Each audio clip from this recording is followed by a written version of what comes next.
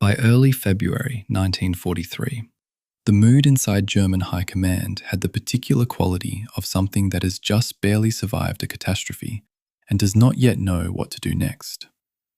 The Sixth Army had surrendered at Stalingrad 11 days earlier.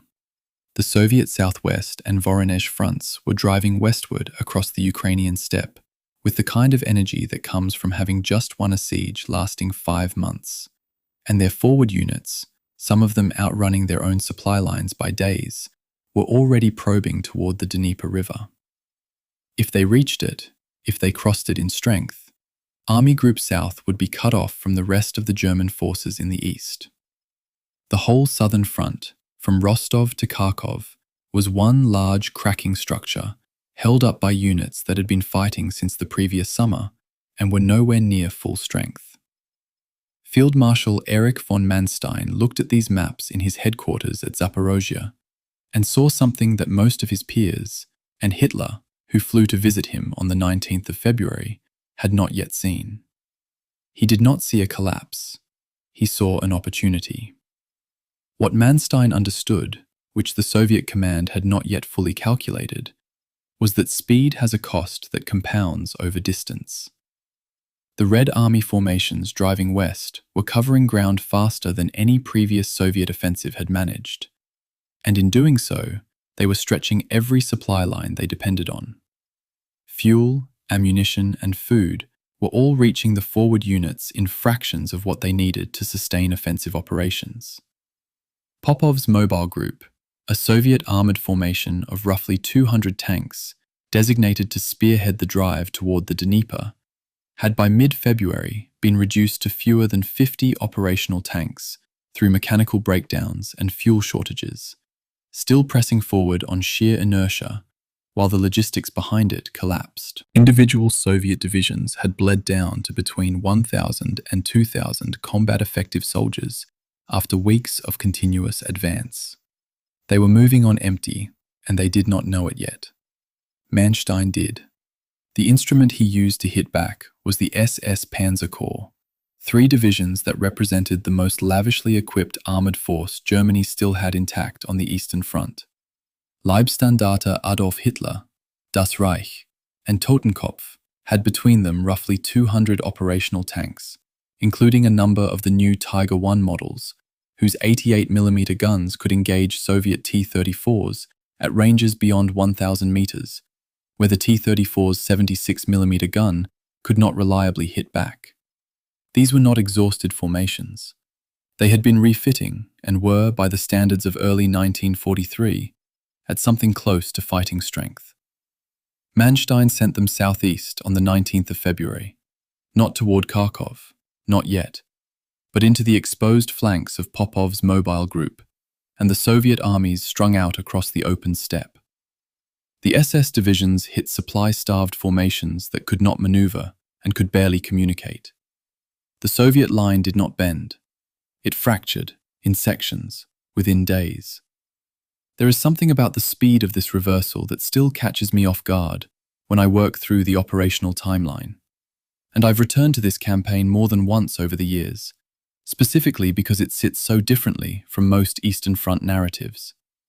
The Soviet formations that had been driving confidently westward in late January were, by early March, being destroyed in detail across a 120-mile gap that Manstein's counteroffensive had torn open in their southern flank.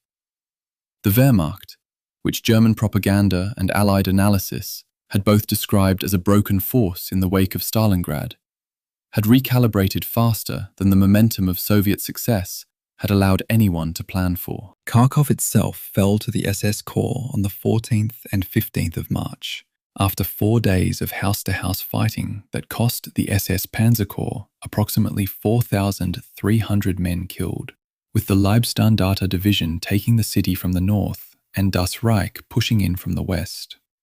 The street fighting was close enough that tank crews fired at ranges measured in building widths rather than meters.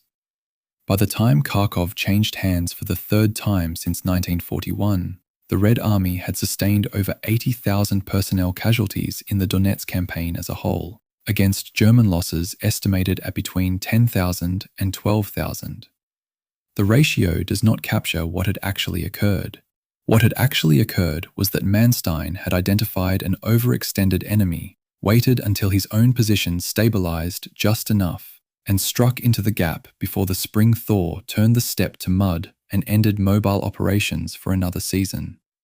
The mud came in mid-March, roughly on schedule, and the German advance stalled not because Soviet resistance stopped it, but because the ground stopped everything. Both sides dug in. The line that resulted, a bulge in the front centered on the city of Kursk, would become the setting for the largest tank battle in history that summer. But that is a later story. If sleep is settling in around you now, let the February steppe carry you the rest of the way. The same open ground where Popov's tanks were running dry on fuel, the SS columns moving southeast in the winter light, hitting positions that had no idea they were coming. And then the slow reversal. The German line held, then pushed, then advancing into Kharkov street by street. The full arc of how a defeated army turned an overextended pursuit into a counter-victory is what this documentary traces from first to last. This is the entire history of the Battle of Kharkov, 1943, Manstein's backhand blow. Before a single soldier crossed its outskirts in the autumn of 1941, Kharkov already carried more weight than any city its size should reasonably bear. It was the fourth largest city in the Soviet Union. It sat at the junction of major rail lines feeding the Donbass industrial heartland, and losing control of those lines added, by German estimates, somewhere between 100 and 200 kilometers to the supply routes of any force trying to hold eastern Ukraine. It had locomotive works. It had a tractor factory that Soviet engineers had converted, at least partially, to tank production before the Germans even got close. The city had a peacetime population of roughly 900,000 people, which had swelled to over 1 million as the war displaced people westward into it, only for that same war to start emptying it out again, violently, from the autumn of 1941 onward. The industrial story has a twist that almost nobody tells correctly. By the time German forces entered Kharkov in October 1941, the factories were already largely hollow shells. Soviet industrial managers, working against a terrifying timetable as the Wehrmacht advanced, had dismantled and shipped east the machinery that made those factories worth anything. The tractor plant's core equipment went to Nizhny Tagil in the Urals. Workers followed it. A New York Times report from the 17th of February 1943, filed by a journalist who'd been tracking the industrial story, described the city's aviation equipment plants and tractor facilities as easily adaptable to the production of tanks and planes, which was true before the evacuation and not really true after it. The Germans captured a city whose prestige vastly exceeded its remaining productive capacity.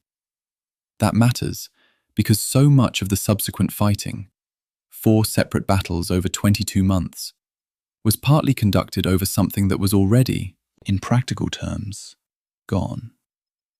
What wasn't gone was the rail infrastructure. Rail lines don't evacuate. The convergence of multiple lines at Kharkov remained real and remained operationally significant regardless of which army held the city. Controlling Kharkov meant controlling the movement of supplies across a wide arc of the southern front. Losing it for either side meant rerouting. And rerouting on the Eastern Front in 1942 and 43 meant burning extra fuel, adding days to delivery timelines, and trying to manage logistics on dirt roads that turned to mud for 2 seasons every year. So the city kept being fought over, kept changing hands, and kept pulling both armies back to it like a wound neither side could leave alone.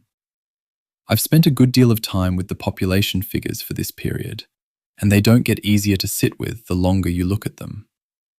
When CBS correspondent Bill Downs walked through Kharkov streets 8 days after its first liberation in February 1943, he found a city with a hungry population of only 350,000. He estimated that roughly 250,000 had been evacuated by the Soviet government before the Germans arrived, and that the remaining gap, something in the order of 300,000 people, was accounted for by execution, starvation, deportation to Germany for forced labor, and those simply listed as missing, a category that in occupied Soviet cities generally meant dead. He filed that dispatch on the 28th of February, 1943. 2 weeks later, the Germans were back. He wrote a third dispatch on the 16th of March that year, wondering aloud what would happen to the 14-year-old boy he'd interviewed, the one whose father had been beaten to death by the Gestapo. His name was Vladimir Voskresensky, and Downes used his name in print, which meant the returning Germans had it too. The city's Jewish community, which had numbered in the tens of thousands before the war, had been almost entirely destroyed by the time of this first liberation. German Einsatzgruppe units had begun killing within days of the October 1941 occupation. 15,000 Jews were murdered on the 15th of December, 1941, in a mass shooting at a site called Drobitsky Yar. The Gestapo also shot 435 patients being treated in a local hospital during that occupation: men, women, and elderly people who couldn't be moved. These aren't peripheral facts to the military history. They are the operating context. What kind of force held this city, and what that meant for the people inside it? The historiographical problem here is plain. Most accounts of the Third Battle of Kharkov, including a good deal of the material that traces back, directly or indirectly, to Manstein's post-war memoir, treat the city primarily as a military objective. It appears on maps as a symbol, as a rail hub, as a prestige target. The civilian population appears rarely, if at all. The German army historian Bevan Alexander called the Third Battle of Kharkov the last great victory of German arms on the Eastern Front. The military historian Robert Citino, in his 2012 study, The Wehrmacht Retreats, pushed back on that. He described it as not a victory at all, but a brief, operationally successful counterattack against an overextended enemy that resolved nothing strategically and left the German line in a position it couldn't hold. Both of them are talking about military outcomes. Neither of them is talking about the 14-year-old boy in his dead father's coat. The story of Kharkov 1943 is both things at once, and this series will try to hold them together. The physical city that the armies fought over was, by February 1943, largely rubble in its central districts. The war correspondent accounts describe a city where every major building had been gutted or blown up. There literally is not one single store, office building, hotel, or government house in the main part of the city which has not been gutted by fire, blown to bits, or bombed, Downes wrote. Streetcar wires lay in the streets. There were 2 functioning water fountains in the entire city. The sewage system was wrecked. Streets were thick with ice. This is the physical reality that the SS Panzer Grenadiers would be fighting through in March of 1943, and that the Soviet defenders had been living in for weeks before that. It wasn't a city being fought over so much as a skeleton being contested. The rail junction, stripped and bombed though it was, still functioned in fragments. That function was the only thing that kept the city on anyone's operational map. The locomotive works were empty. The tractor factory was a shell. The population was a fraction of what it had been. But the tracks were still there. And wherever tracks converged, armies followed. That logic would repeat itself 4 separate times between October 1941 and August 1943. 4 battles, the same city, a different population each time, diminished each time, and left to deal with whatever came next. The population figures recorded by Soviet demographic surveys after the final liberation in August 1943 were striking enough to be cited in the Encyclopedia of Ukraine in the 1990s. The city's population had fallen to approximately 192,000 during the occupation period of 1943. That's from a pre-war figure of roughly 900,000. Some of that loss was evacuation, some was wartime disruption, but a substantial portion was death, from executions, from starvation, from forced deportation, from the accumulating toll of 22 months of occupation and military contest. By the time the Fourth Battle ended and the Red Army held the city for good, there was a question about what exactly had been liberated. What I keep returning to, working through this material, is that both armies went to enormous lengths, expended enormous quantities of materiel, planning, and human lives to control a city that had already been substantially destroyed, whose industry had already been relocated, and whose population had been dramatically reduced in the worst possible ways. The strategic logic was real. The rail lines were real. The operational significance was real. But underneath all of that lies a city of people who had no vote in whether they lived inside one of the most contested urban spaces of the entire Second World War. When doctrine becomes a trap. On the 29th of January 1943, the Soviet Southwestern Front launched Operation Gallop. Simultaneously, to its north, the Voronezh Front launched Operation Star. Together, these two operations represented the most ambitious Soviet strategic undertaking since Operation Uranus had encircled the German Sixth Army at Stalingrad 2 months earlier. The plan was extraordinary in its scope, and in retrospect, almost reckless in its confidence. Stavka, the Soviet High Command, believed that the catastrophe at Stalingrad had effectively broken German will and capacity across the entire southern wing of the Eastern Front. They were right about the German crisis. They were catastrophically wrong about how much of that crisis was recoverable. The plan for Operation Gallop alone tells you something about the state of Soviet strategic thinking in early 1943. The operation's architect, Colonel General Nikolai Vatutin, commanding the Southwestern Front, envisioned Mobile Group Popov, an armored strike force under Lieutenant General Markian Popov, traversing roughly 270 kilometers in a single lunge south toward the Sea of Azov. That would cut off the entire German Army Group Don from the Dnieper River crossings. It was a breathtaking operational ambition. It was also premised on a logistical situation that couldn't support it. The war history analysis of Operation Gallop is worth quoting directly here. Vatutin expected Mobile Group Popov to traverse 270 kilometers in one lunge, whereas full-strength Soviet armor units in Operation Uranus and Little Saturn had only been able to advance 100 to 120 kilometers in one lunge, which corresponded with how far a T-34 could be expected to go cross-country on one load of fuel. Popov's group wasn't starting from full strength. It was starting with 212 tanks spread across 4 corps, all at roughly 1/3 of their authorized establishment. The fuel arithmetic was the operational death sentence, though nobody read it as such at the time. Vatutin's front was short of trucks. Its supply lines still ran back to railheads on the far side of the Don River. The front had a single transport regiment with 20 Li-2 aircraft for aerial resupply, and the Soviet Air Force preferred using those aircraft as night bombers rather than fuel carriers. When the armored spearheads drove off into the snow beyond the Donets River, they were, in the war history analysis's precise and damning phrase, essentially out of supply for an extended period. This wasn't a failure of execution.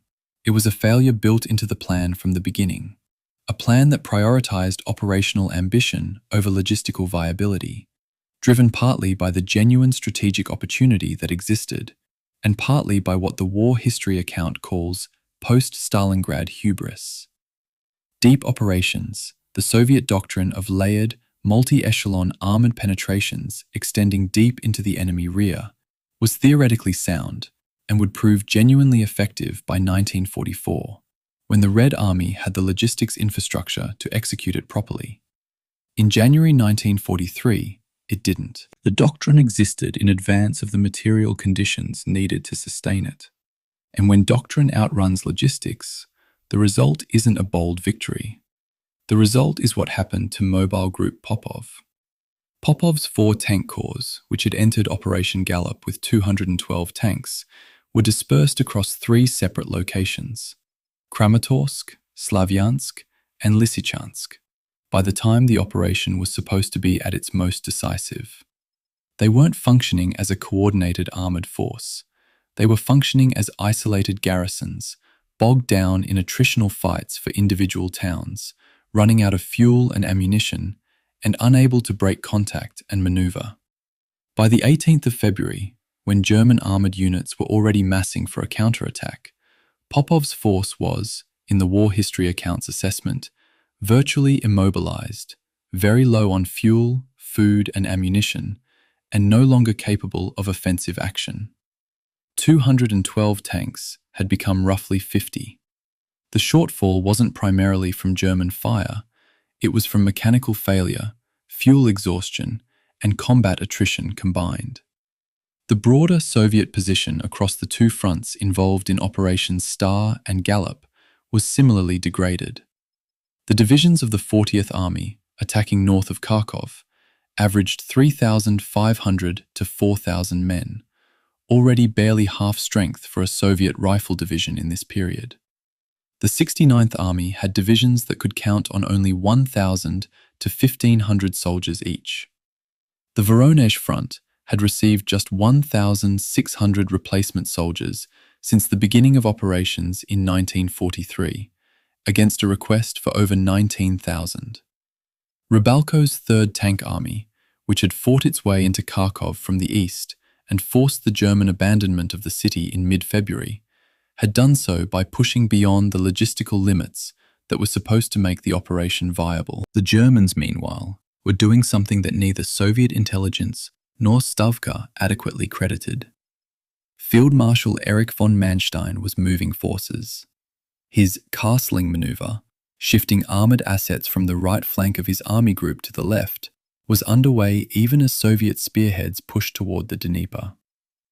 The 1st SS Panzer Division Leibstandart, the 2nd SS Panzer Division Das Reich, and the 3rd SS Panzer Division Totenkopf were arriving in the Kharkov sector by rail.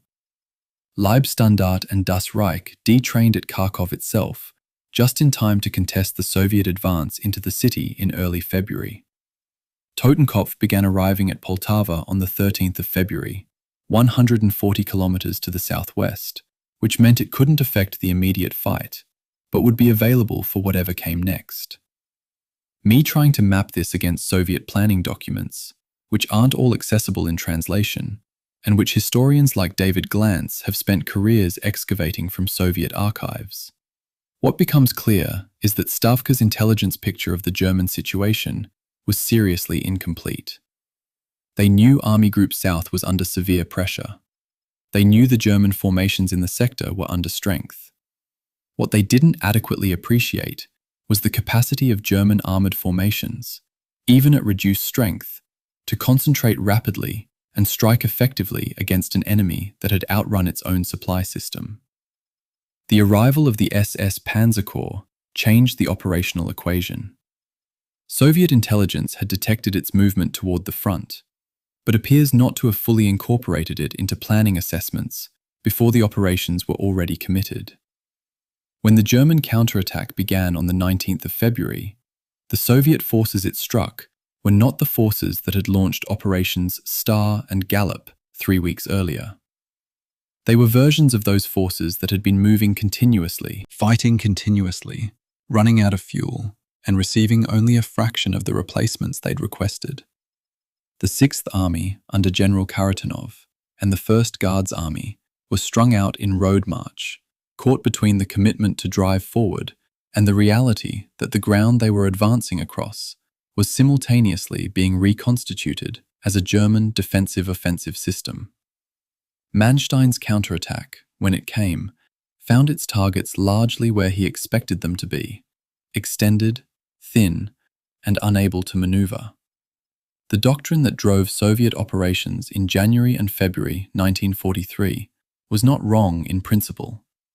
The idea of layered armoured exploitation, of hitting the enemy before he could reconstitute his defences, of using momentum to prevent him from establishing a coherent line.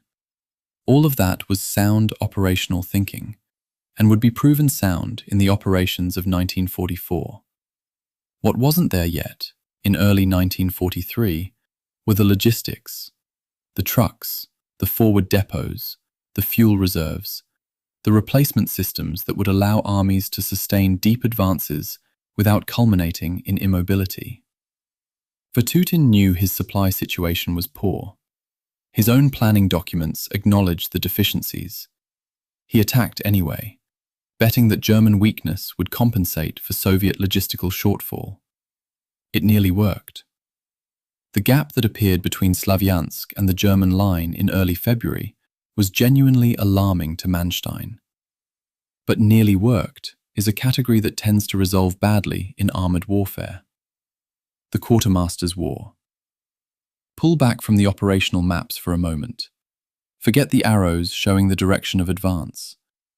Think instead about a supply sergeant somewhere behind the German line in the second week of February 1943, working through a requisition list against an inventory that doesn't add up. This is the German army that actually existed in southern Russia in early 1943, and it's worth understanding before the counterattack narrative begins, because the counterattack is often told as if the Wehrmacht was a coherent, well-supplied force that simply chose its moment wisely. It wasn't. By the start of 1943, the Wehrmacht's armoured strength had sustained casualties that would have crippled most armies. It was unusual, the Wikipedia account of the Third Battle of Kharkov notes, for any German panzer division to field more than 100 tanks. Most averaged 70 to 80 serviceable vehicles at any given time. The Grossdeutschland Division, one of the Wehrmacht's elite motorized formations, dispatched to the Kharkov sector as a critical reinforcement, arrived with 31 operational tanks. More than half of those needed repairs before they could return to combat. This is the division that was expected to hold the northern approaches to Kharkov against Moskalenko's 40th Army, a Soviet force that outnumbered it dramatically. The division stretched its line as far as Hornline, its commander, could manage, and that line still only partially covered the approaches it was supposed to hold. By the 11th of February, the division's reconnaissance battalion had been driven back into the northeastern corner of the city. The infantry divisions tell a starker story. The two German divisions that had been holding the line east of Kharkov before the Soviet offensive, the 298th and the 320th Infantry Divisions, had been, in the Warfare History Network's description, shredded by the Soviet spearheads. 1,400 survivors of those two divisions had marched through the village of Malinovka in the first week of February, making their way back to the main German line. Major Kurt Meyer, whose SS reconnaissance battalion was covering their retreat, wrote of them later. They had fingers and toes black from frostbite, swaddled in blankets and rags. These were infantry divisions that had been fighting continuously since well before Stalingrad. They had no vehicles. They had horse-drawn artillery. They moved on foot. The supply deficit that fed this situation was structural, not situational. The German army's replacement and resupply system had been designed around casualty projections that no longer bore any relationship to reality. By 1943, German losses in the east were running at 2 to 3 times the system's original design parameters. The factories in Germany were consuming manpower that might otherwise have become replacements. Fuel allocations to frontline units were running at well below authorized levels. The 4 Panzer Corps and several Panzer Grenadier formations that Manstein intended to use for his counterattack were being drawn from a force that was, across the board, operating at a fraction of its authorized establishment. What saved the counterattack was a very specific asymmetry. While the Army infantry divisions were depleted beyond effectiveness, the SS Panzer Corps formations, Leibstandarte, Das Reich, and Totenkopf, had been better provisioned.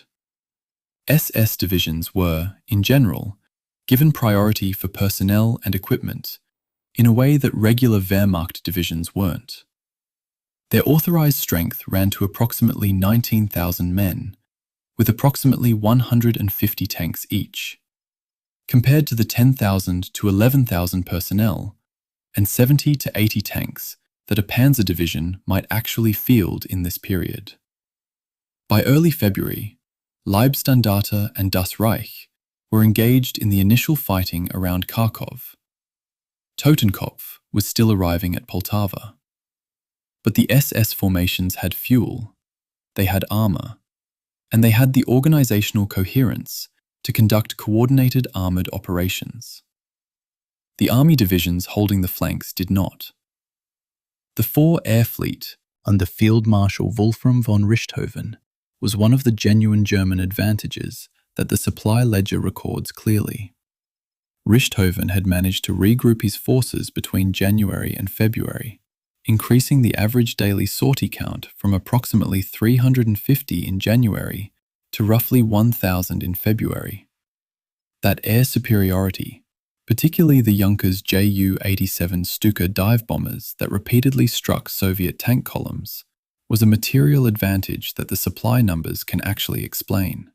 The Luftwaffe's fuel and ordnance pipelines were being maintained more effectively than many ground unit equivalents.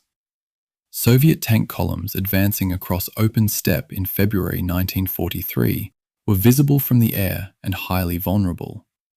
The Stuka attacks on Rebelko's 3rd Tank Army in early March, which the Wikipedia account notes as severe and continuous, were a significant factor in degrading Soviet armored strength before the main German counterattack. I find myself thinking about the scale of what Manstein was actually working with when he briefed Hitler at Zaporozhye on the 17th of February. He had a plan that required 2 panzer armies and an SS Panzer Corps to strike the flank of overextended Soviet forces.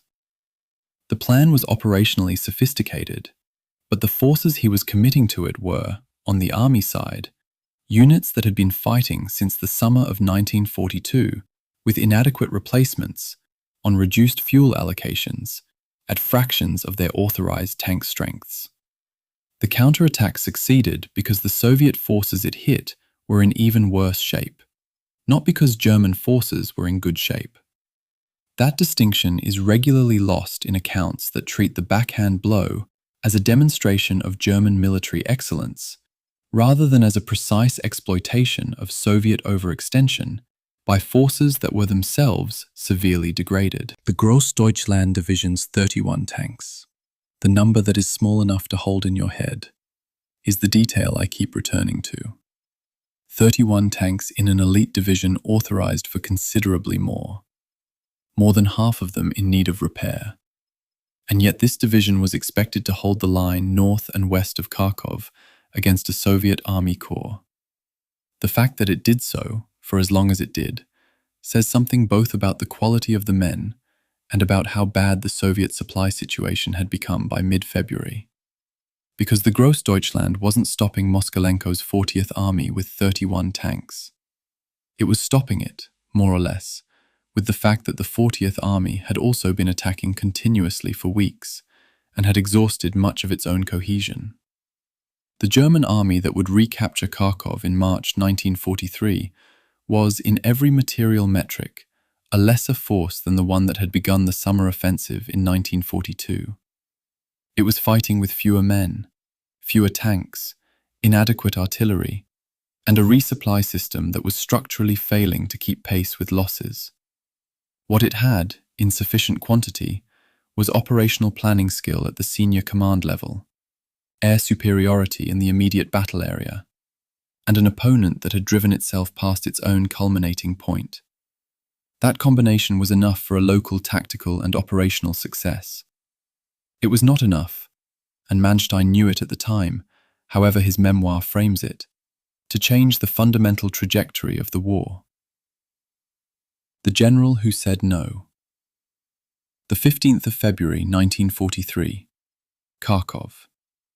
Soviet forces had broken into the city from the east and north, with Kopsov's 15th Tank Corps fighting building to building in the factory district in the eastern outskirts.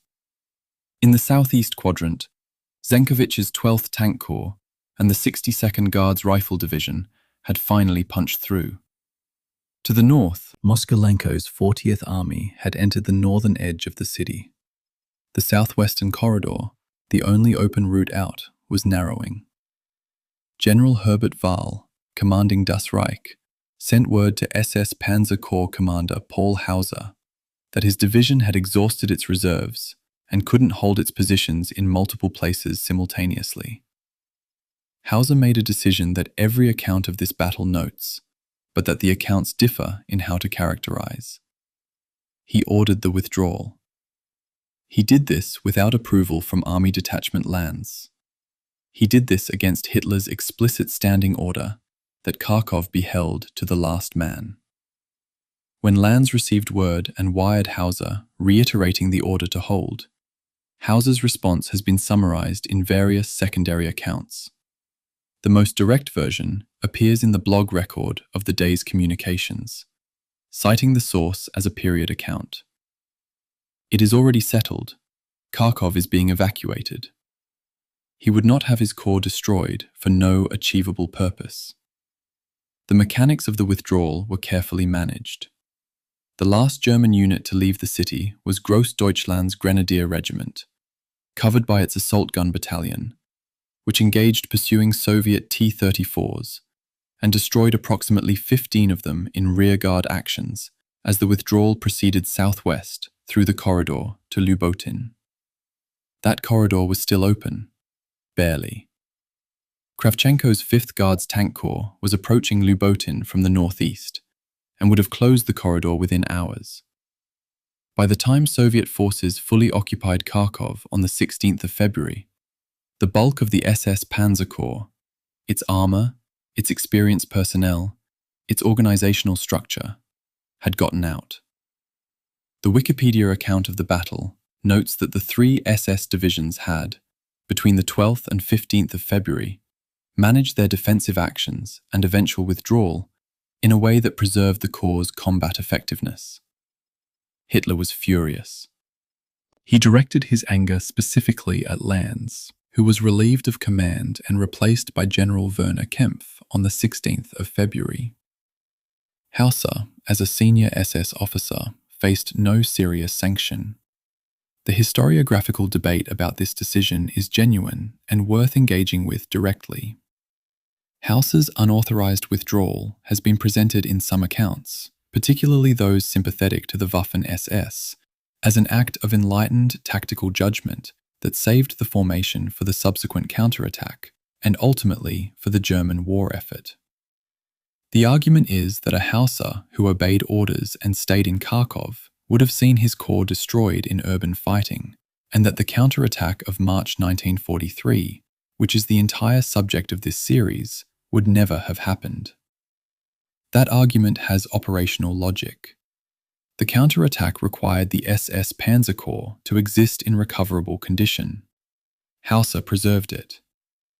The counterargument is more uncomfortable. The SS Panzer Corps was not a neutral military instrument.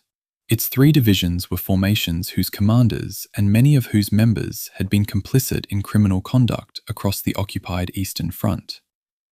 Preserving that formation for further combat operations preserved it for further opportunities to commit, participate in, or fail to prevent further crimes. The Kharkov trial of December 1943, which is covered more fully in the final portion of this series, would document the murder of 800 wounded Red Army soldiers, shot and burned at field hospitals in Kharkov in March 1943, during the recapture operation that Hauser's withdrawal made possible. The question of whether Hauser's decision was correct depends entirely on what framework you're using to evaluate correctness. What's beyond dispute is the operational consequence. The SS Panzer Corps that withdrew from Kharkov on the 15th of February was rested, partially refueled, and reorganized during the week between its exit from the city and its commitment to the counterattack on the 19th. The corps that Hauser assembled at Krasnograd for the strike south on the 19th of February was not the corps that had been fighting continuously since early February in Kharkov's factory districts. It was the same men and machines, but it had had time to recover a degree of operational coherence. That recovery was the margin. Manstein, for his part, was presented with a fait accompli on the 15th of February. His orders to Lanz to hold Kharkov in compliance with Hitler's directive went forward at daybreak that morning. The withdrawal was already underway before those orders reached their destination. By the 17th of February, when Hitler arrived at Manstein's headquarters at Zaporozhye, the conversation about who should be blamed for losing Kharkov was already settling around Lanz rather than Hauser, for reasons that had as much to do with the politics of the Wehrmacht-SS relationship as with any fair operational assessment. Manstein let that assessment stand. His memoir, written a decade later, is diplomatic on the subject. The detail I find most striking, working through the timeline of the 15th of February, is the narrowness of the margin. The Lubotin corridor, through which the SS Corps withdrew, was approaching closure from two directions simultaneously. Had Hauser delayed the withdrawal decision by even a few hours, had Lanz's midday order to continue holding actually been obeyed, the likelihood of a clean exit diminishes substantially. The difference between a corps that gets out with its armor and organizational structure and a corps that gets pocketed in Kharkov and destroyed over the following days is a decision made by one man, without authorization, at approximately noon on the 15th of February. From that decision, everything that follows flows. The counterattack, the recapture, the Kursk salient, and ultimately, the trial that would take place in the city's opera house 9 months later. 30 kilometers. On the 17th of February 1943, Adolf Hitler landed at the airfield at Zaporozhye on the Dnieper River. He had come to confront Manstein about the loss of Kharkov. He stayed for 3 days. What he did not fully appreciate when he arrived, what became apparent during those 3 days with a vividness that concentrated minds considerably, was that Soviet armored spearheads were approximately 30 kilometers from the airfield. From where he and Manstein were meeting, enemy tanks were within what the Wikipedia account describes as an hour's drive under favorable conditions. Soviet cavalry was ranging through territory to the north and east of the city. The SS Panzer Corps had withdrawn to reorganize. There were no substantial German forces between Zaporozhye and the leading Soviet elements. The operational maps on Manstein's table told this story with uncomfortable clarity. The Soviet Southwestern Front, commanded by Vatutin, had pushed its leading elements to within 32 kilometers of the Dnieper. Mobile Group Popov's remnants, roughly 50 working tanks by most estimates, out of the 212 that had started Operation Gallop, were near Krasnoarmeyskoye. Pavlov's 25th Tank Corps, which Vatutin had committed as his last front reserve, had reached Sinelnikovo, just 32 kilometers from the river. From the airfield at Zaporozhye, the distance to the nearest Soviet armor was not a comfortable buffer. At some point on the 18th or 19th of February, according to the Wikipedia account of the battle, the situation had deteriorated to the point that Manstein's headquarters staff at Zaporozhye prepared for battle in case the Russians reached them that day. What Manstein told Hitler during those 3 days is reconstructed partly from his memoir and partly from German staff officer accounts, none of which are fully corroborating. The broad shape of the argument is consistent across sources. Manstein told Hitler that an immediate counterattack to retake Kharkov would accomplish nothing, because the city's current Soviet defenders were not the problem. The problem was the overextended Soviet spearheads. Hit those first, destroy Vatutin's southwestern front in its exposed, fuel-depleted condition, and Kharkov would follow as a consequence.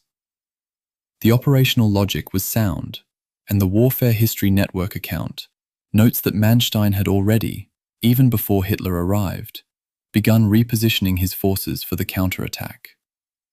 Hitler's 3-day visit ended with the operational freedom Manstein needed.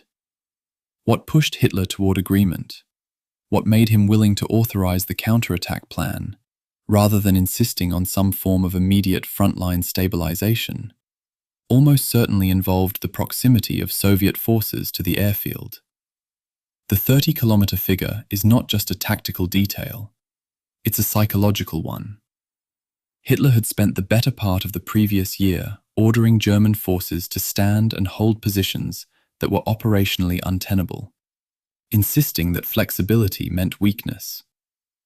Here was a situation where the stakes of inflexibility were directly visible from the window of his headquarters. The Soviet tanks weren't an abstraction on a map. They were 30 kilometers away.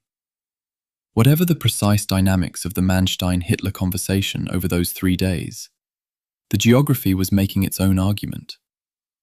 On the 19th of February, as Hitler was preparing to depart, Soviet armored units broke through German lines and approached even closer to Zaporozhye. In view of the deteriorating situation, Hitler gave Manstein operational freedom. The Wikipedia account is precise on the sequence. When Hitler departed, the Soviet forces were only some 30 kilometers away from the airfield. The counterattack began the same day. Hauser's SS Panzer Corps assembled near Krasnograd and struck south. The 48th and 57th Panzer Corps of Hoth's 4th Panzer Army went into position northwest and south of Krasnoyarskoye. Mackinson's 1st Panzer Army formed up to strike at Popov's encircled group. The Soviet forces that the German counterattack struck on the 19th of February were not forces that could effectively respond. Popov's group had, at this point, roughly 50 operational tanks. His 4 corps were dispersed across separate locations. They were low on fuel, low on ammunition, and had been effectively stationary for several days, which, in winter conditions, meant crews trying to keep vehicles and weapons functional in temperatures well below zero, without adequate resupply. Haritonov's 6th Army, struck by Hoth's 2 Panzer Corps, was strung out in road march, columns of trucks and infantry advancing on axes that were now being approached from multiple directions simultaneously. The Leibstandarte, which had been among the formations covering the Soviet advance into Kharkov 2 weeks earlier, was now the spearhead of the force destroying that same Soviet army's flank. The speed of the collapse is striking in the operational record. Between the 20th and 23rd of February, Leibstandarte cut through the 6th Army's flank, eliminating the Soviet threat to the Dnieper River and surrounding and destroying a number of Red Army units south of the Samara River. Das Reich advanced northeast. Totenkopf, committed on the 22nd, advanced parallel to Das Reich. By the 24th of February, the 1st Panzer Army had surrounded Popov's mobile group, though a contingent of Soviet troops managed to escape north. By the 28th of February, Vatutin's southwestern front was in full retreat.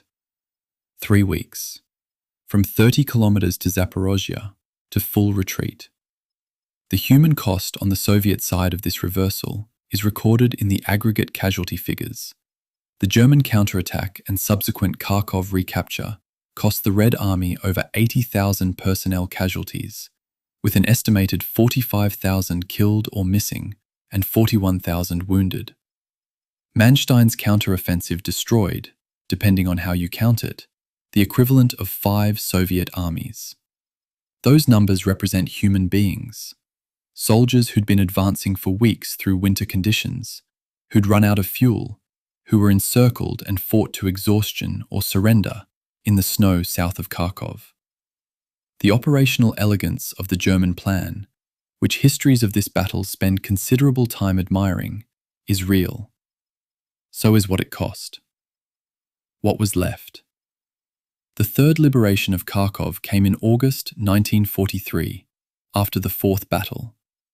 But the city that Bill Downes had walked through in February of that year, 8 days after the first liberation, 2 weeks before the Germans came back, gives us the clearest record of what the occupation had actually produced. He was a CBS radio correspondent who had been in Moscow since the start of the war, and he wrote dispatches from Kharkov that weren't fully cleared by Soviet censors. The bracketed passages in his published reports, the ones that didn't make it past the censorship desk, tell as much as what did.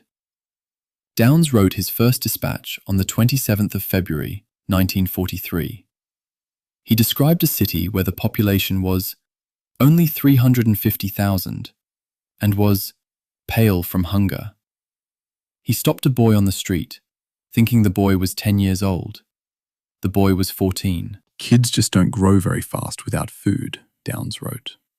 The boy's name was Vladimir Voskresensky.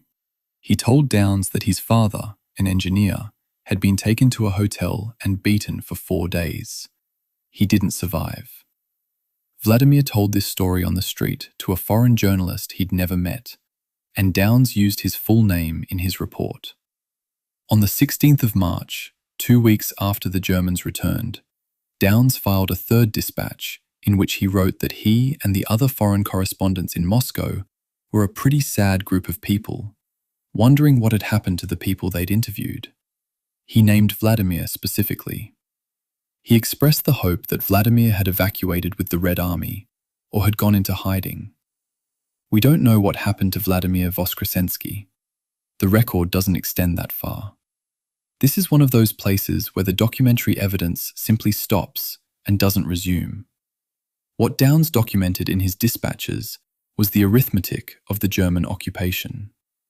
18,000 people executed in the first weeks of the October 1941 occupation.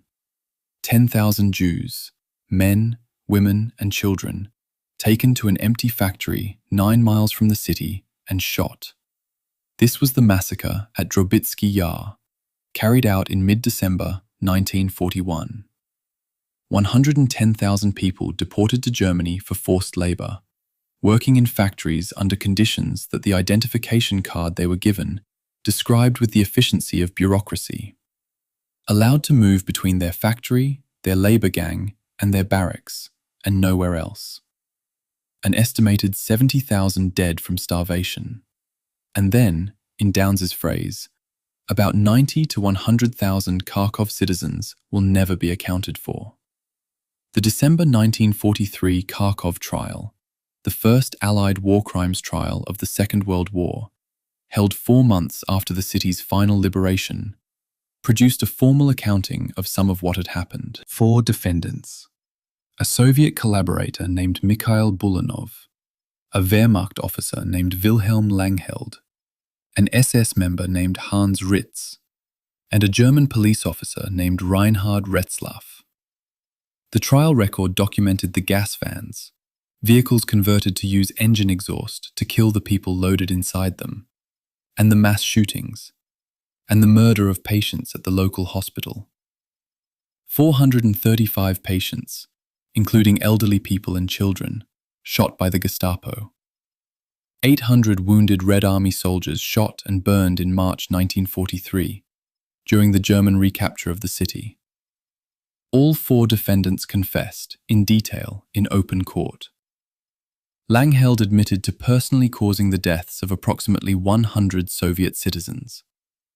Retzlaff described torturing prisoners, plucking out their hair and torturing them with needles, to extract false confessions, then driving victims to the gas vans.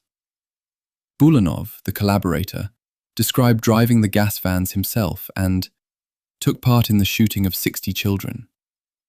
The 4 were hanged publicly in Kharkov on the 19th of December, 1943, executed in the central square, in front of 12,000 spectators, in temperatures that a contemporary account describes as -20 degrees Celsius. The trial has been complicated by historians ever since, for reasons that are legitimate and reasons that aren't. The legitimate complication is this.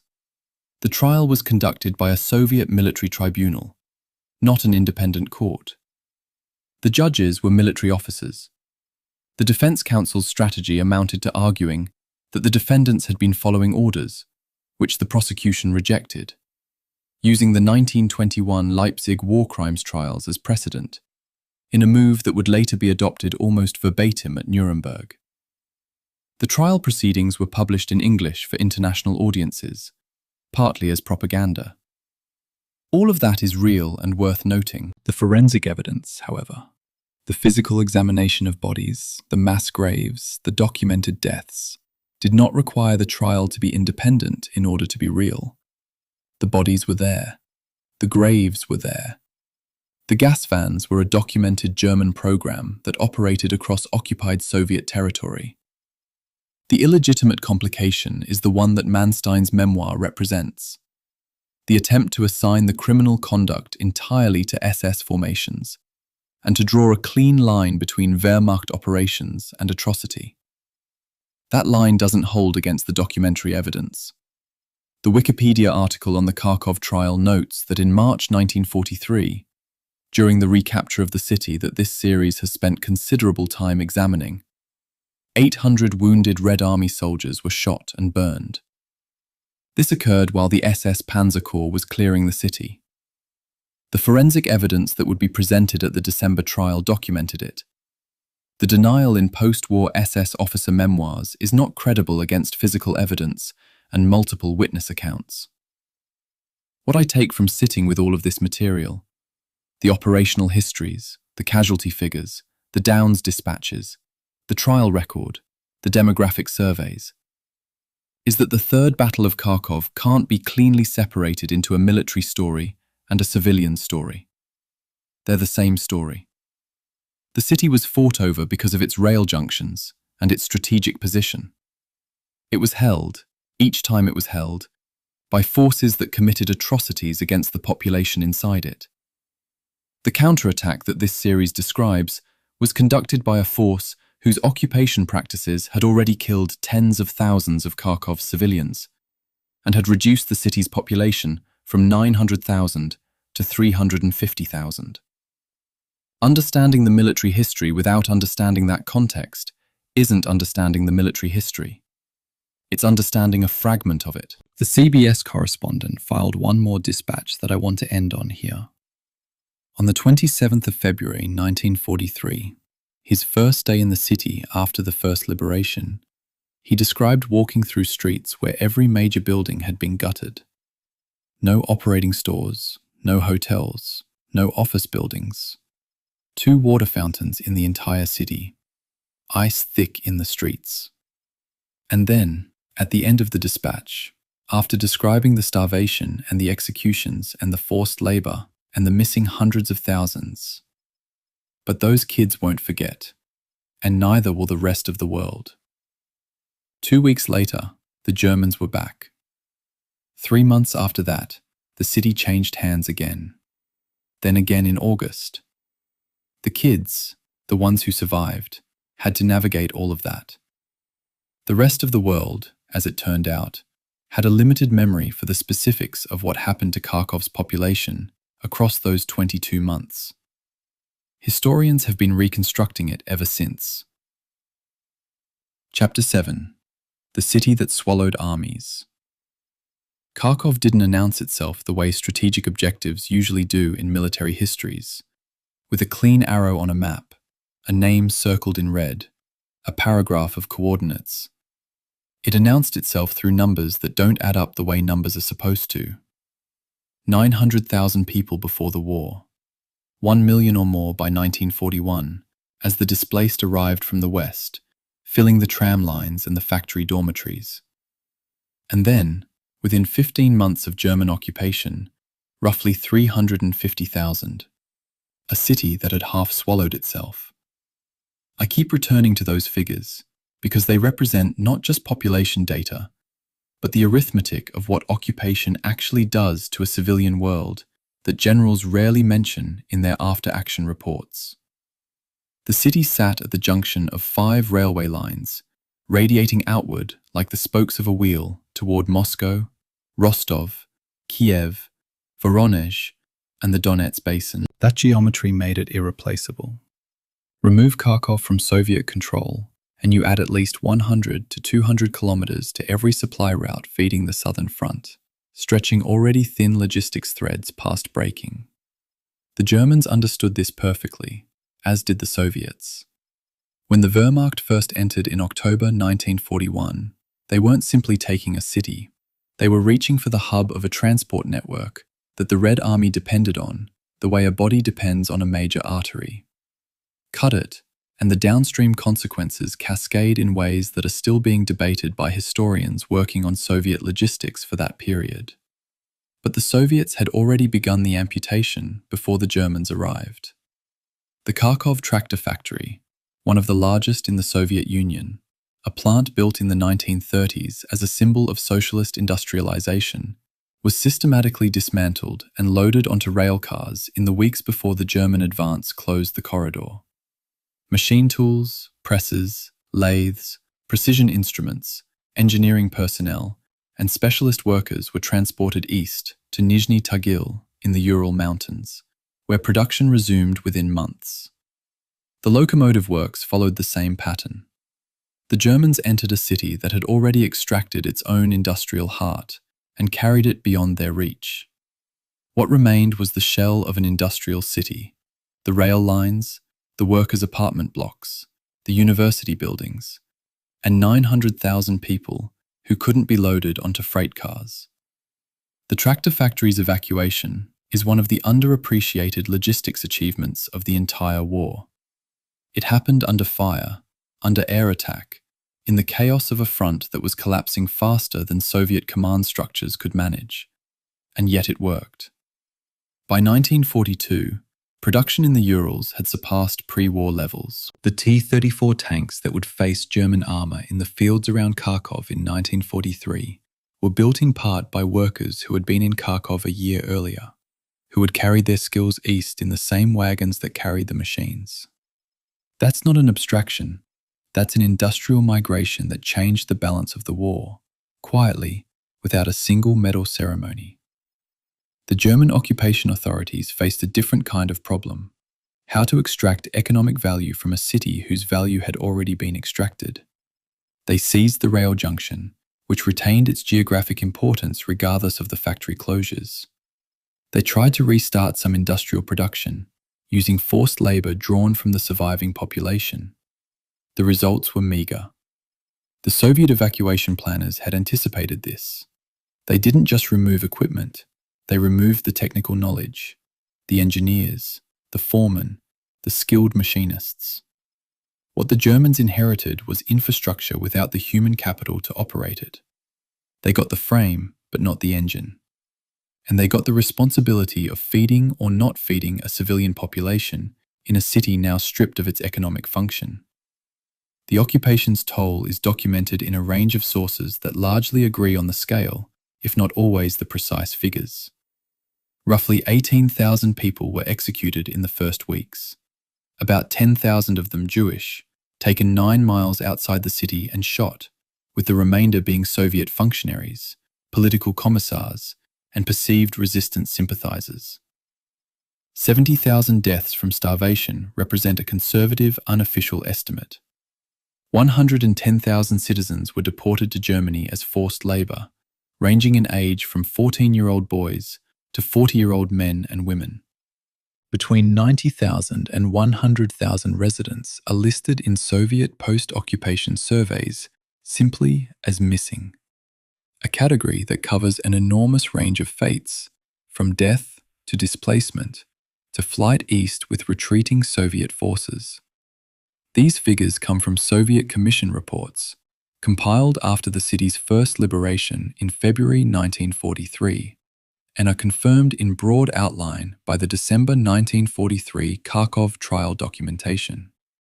The journalist Bill Downs of CBS Radio filed dispatches from Kharkov after the Soviet recapture in February 1943 that paint a picture more vivid than any statistical summary.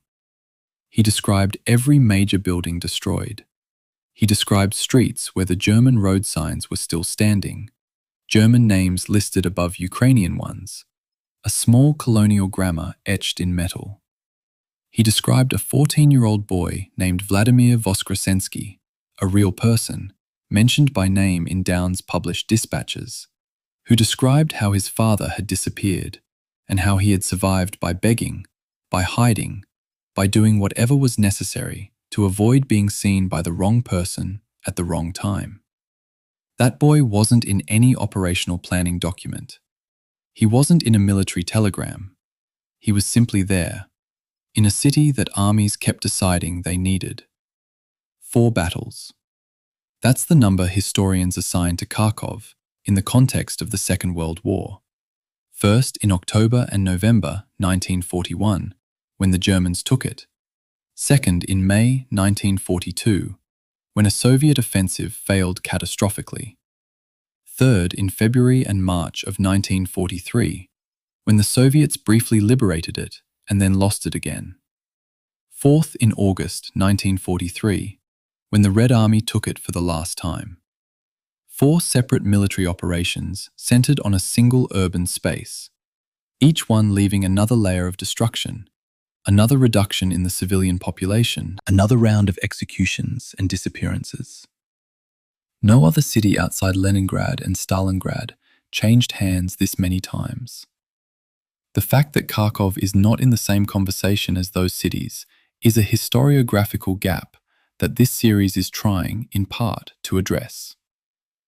I find myself thinking about the rail junction specifically, about what it meant in the daily operation of an army that measured everything in tons per kilometer. Every German division in southern Ukraine received its ammunition, fuel, food, and replacement parts through a logistical chain that passed through or near Kharkov. When the city was in Soviet hands, German supply routes had to arc around it, adding distance, adding transit time, adding friction at every node. When it was in German hands, Soviet planners faced the same problem in reverse. The city's strategic value was not symbolic. It was not about prestige.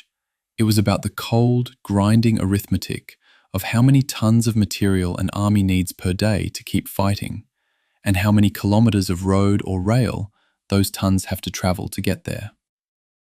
The 4 battles together consumed somewhere between 200,000 and 300,000 military casualties on both sides, by conservative estimates drawn from Glantz's operational analyses and Soviet archival work published after 1991. Add the civilian dead and deported, add the population collapse, add the industrial damage that the Soviets documented when they returned in August 1943 and found the city in ruins. What you have is a city that paid one of the highest prices of the entire war, in a theatre that already held the highest aggregate casualties in human history, and that still doesn't appear in most Western survey accounts, beyond a footnote about Manstein's operational genius. The city matters. The people in it mattered. That's where this story begins. Chapter 8. The Doctrine That Ran Out of Fuel. There is a concept in Soviet military theory called the deep operation, and it has a history that begins not in 1943, but in the 1930s, in the classrooms and planning rooms of the Red Army's pre-purge officer corps. Marshal Mikhail Tukhachevsky formalized it in training regulations, in exercises, in the conceptual architecture of how the Red Army believed future wars would be fought. The idea was elegant and ambitious in roughly equal measure. Strike not just the enemy's forward edge, but simultaneously attack his reserves, his communications, his supply lines, his command structure. Go deep enough and fast enough that he cannot reconstitute a coherent defense before his front collapses entirely. It was a theory built for industrial age warfare, for mechanized armies with enough tanks and trucks and aircraft to carry it out. The problem in the winter of 1942 to 43 was that the Red Army had the theory, but not yet the logistics to match it. Tukhachevsky himself was shot in 1937 during Stalin's purge of the military, which removed not just the man, but the institutional memory of the doctrine he had built. The officers who survived the purge were cautious, politically compromised, and professionally constrained in ways that made intellectual boldness dangerous. The doctrine survived on paper, in regulations like the PU-36 field manual, but the command culture that had bred it was largely gone. What replaced it was a hybrid, aggressive at the strategic level, rigid at the operational level, and almost entirely dependent at the logistical level on a supply chain that remained dangerously thin. By January 1943, fresh from the triumph at Stalingrad, Soviet commanders at Stavka were operating at the aggressive end of that hybrid. They believed the German southern flank was broken. They were right about the brittleness of the German line. They were catastrophically wrong about how long their own momentum could be sustained. Operation Gallop began on the 29th of January 1943. The operational concept was straightforward in outline.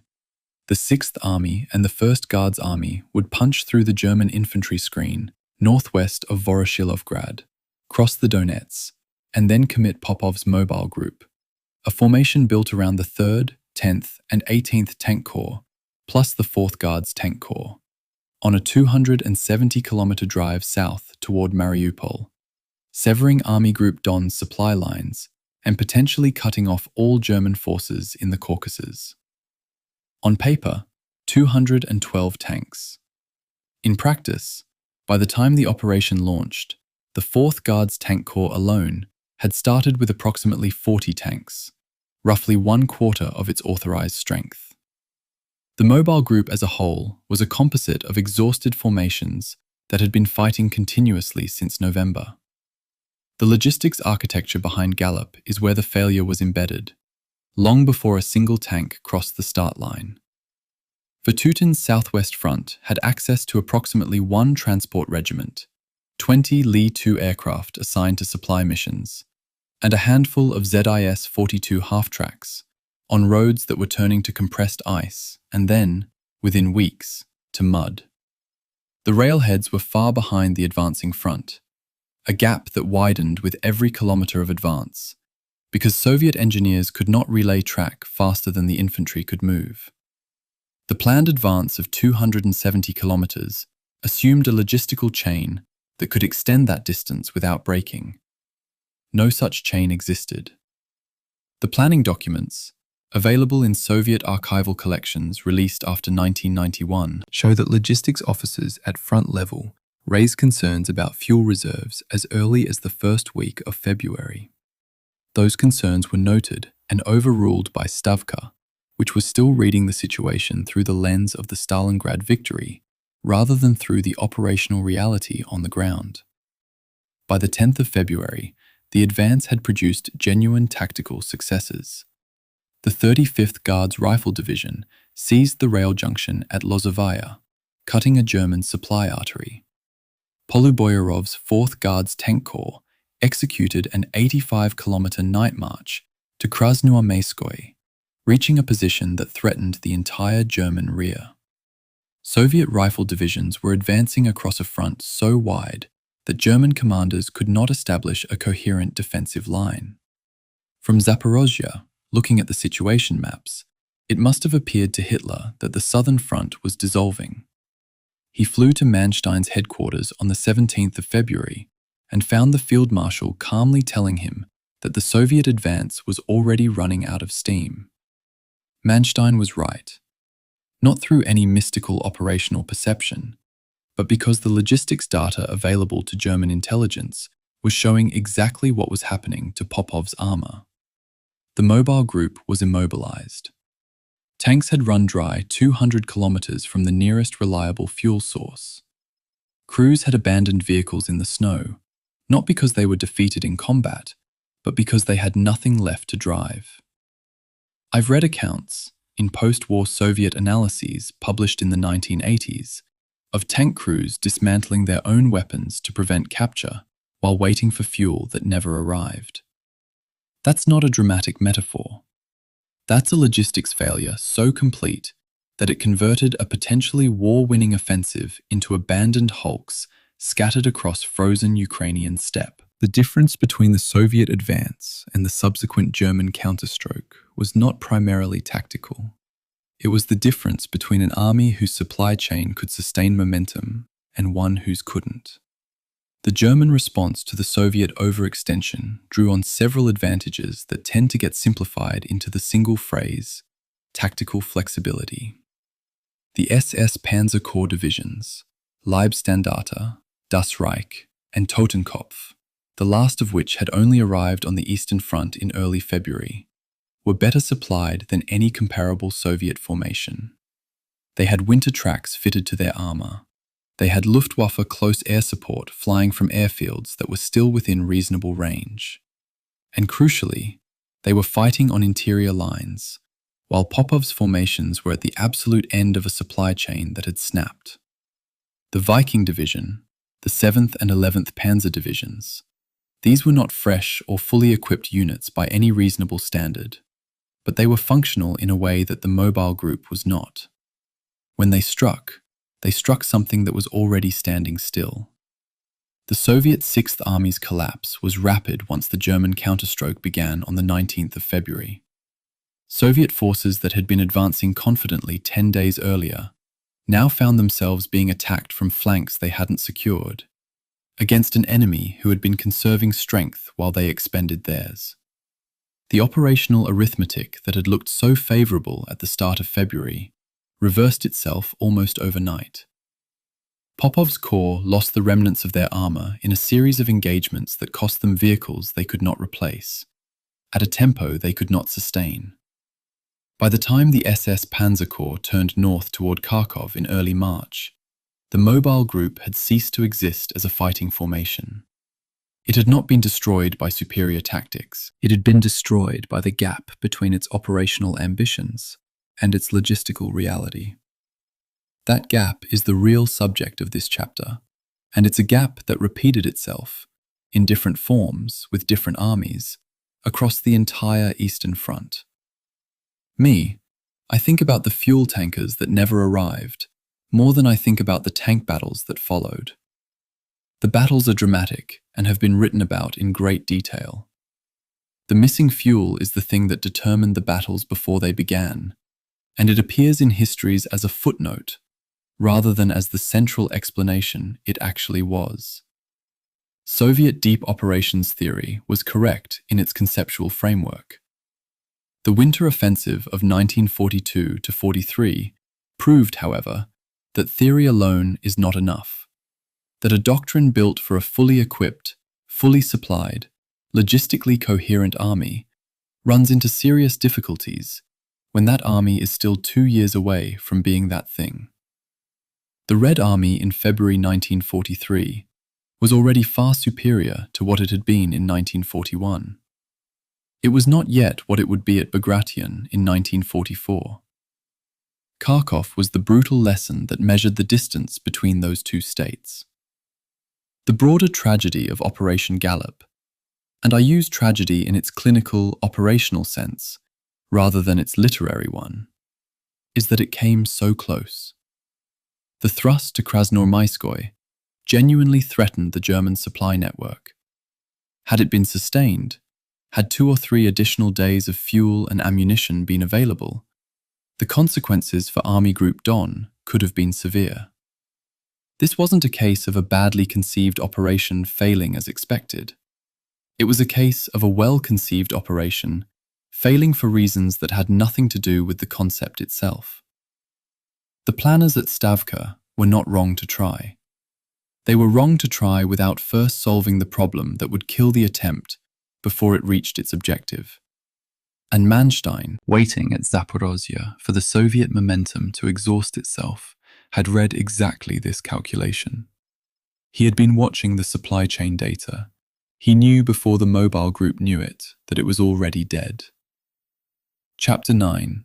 The Man Who Saved the Corps by Disobeying. On the 14th of February 1943, the city of Kharkov was still in German hands, but only just.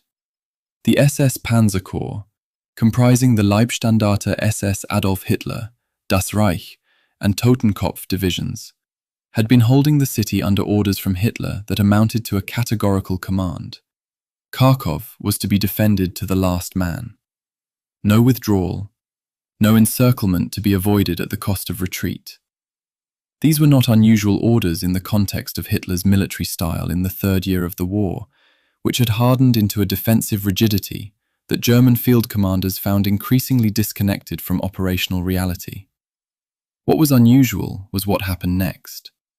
SS General Paul Hauser, the corps commander, a 62-year-old former Prussian officer who had helped build the Waffen-SS into a functional armoured formation, looked at the operational situation maps, calculated the rate of Soviet encirclement, and on the 15th of February ordered his corps to withdraw, without authorization, without Hitler's approval, in direct defiance of a standing Führer directive. The decision was straightforward in retrospect. 3 Soviet armies were converging on Kharkov from the north, northeast, and east. The 46th Army to the northeast had seized Chugev. The 69th Army was pressing from the north. The 3rd Tank Army under Rybalko was pushing from the south and west, threatening to close the corridor that was the SS Corps' only viable exit route. Hauser's estimate was that remaining in Kharkov meant encirclement within 24 to 48 hours, and encirclement with no prospect of relief meant the destruction of 3 of Germany's most capable armoured divisions. The logic was impeccable. The insubordination was absolute.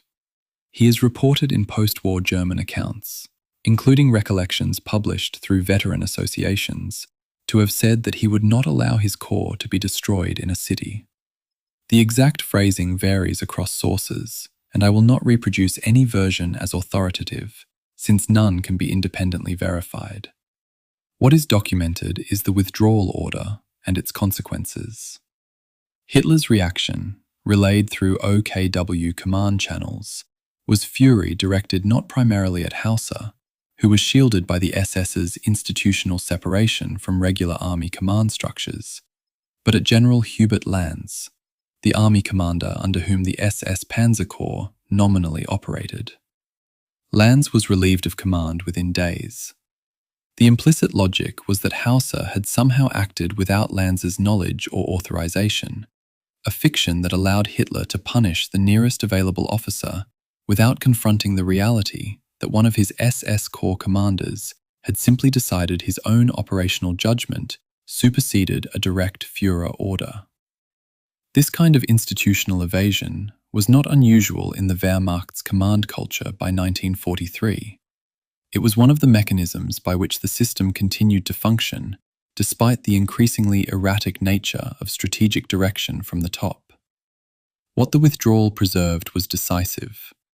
The SS Panzer Corps left Kharkov intact as a fighting formation, battered, at reduced strength, but cohesive, with its armoured vehicles, its artillery, its command structure, and its experienced crews still functional.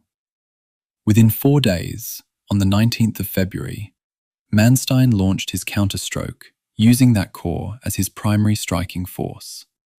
Had Hauser obeyed and remained, the corps would almost certainly have been encircled and destroyed, or ground down to fragments in urban fighting.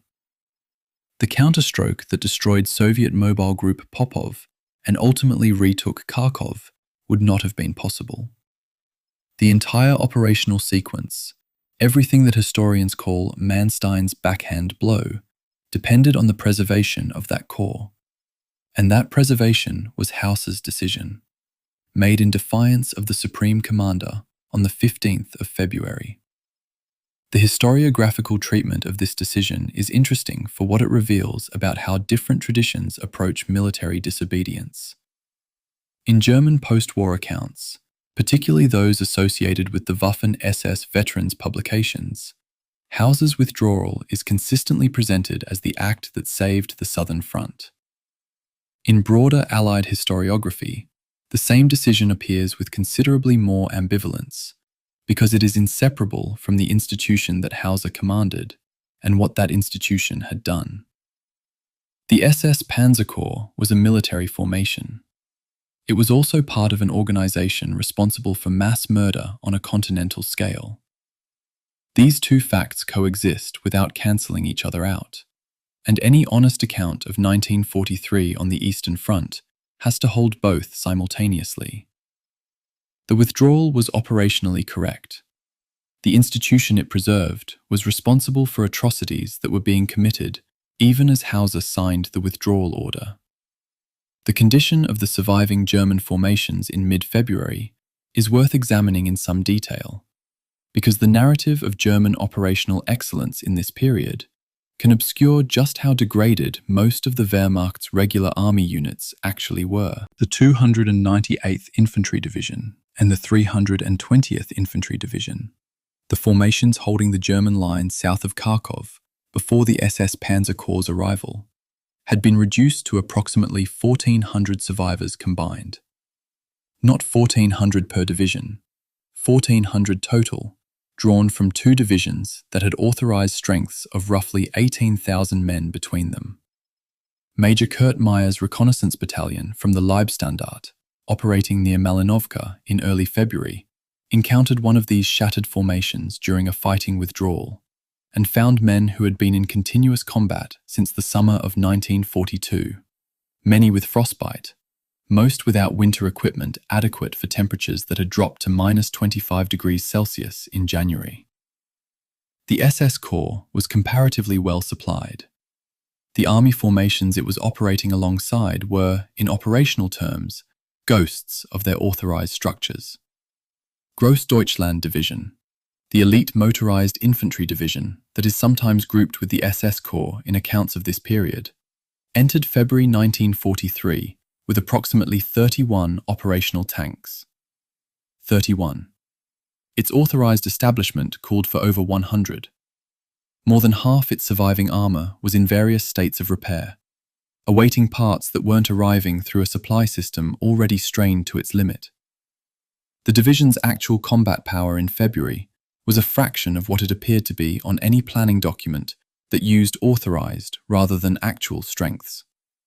This mismatch between paper strength and real strength was pervasive across German formations on the Eastern Front by early 1943 and represents one of the most significant analytical problems in evaluating the period, because the planning documents that survived the war, including those used by OKH to plan Operation Citadel 4 months later, continued to work from authorized establishments that bore little relationship to the actual men and vehicles available.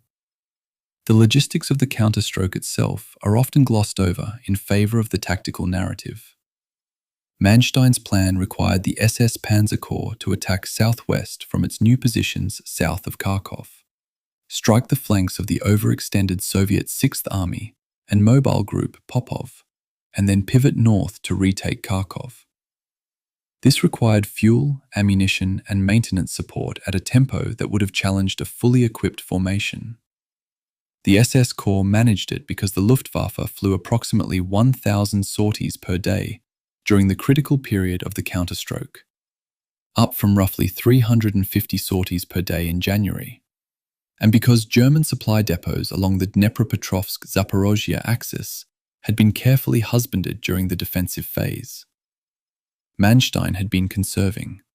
The Soviets had been expending. That asymmetry is what made the counterstroke possible. Hauser's withdrawal gave Manstein the tool.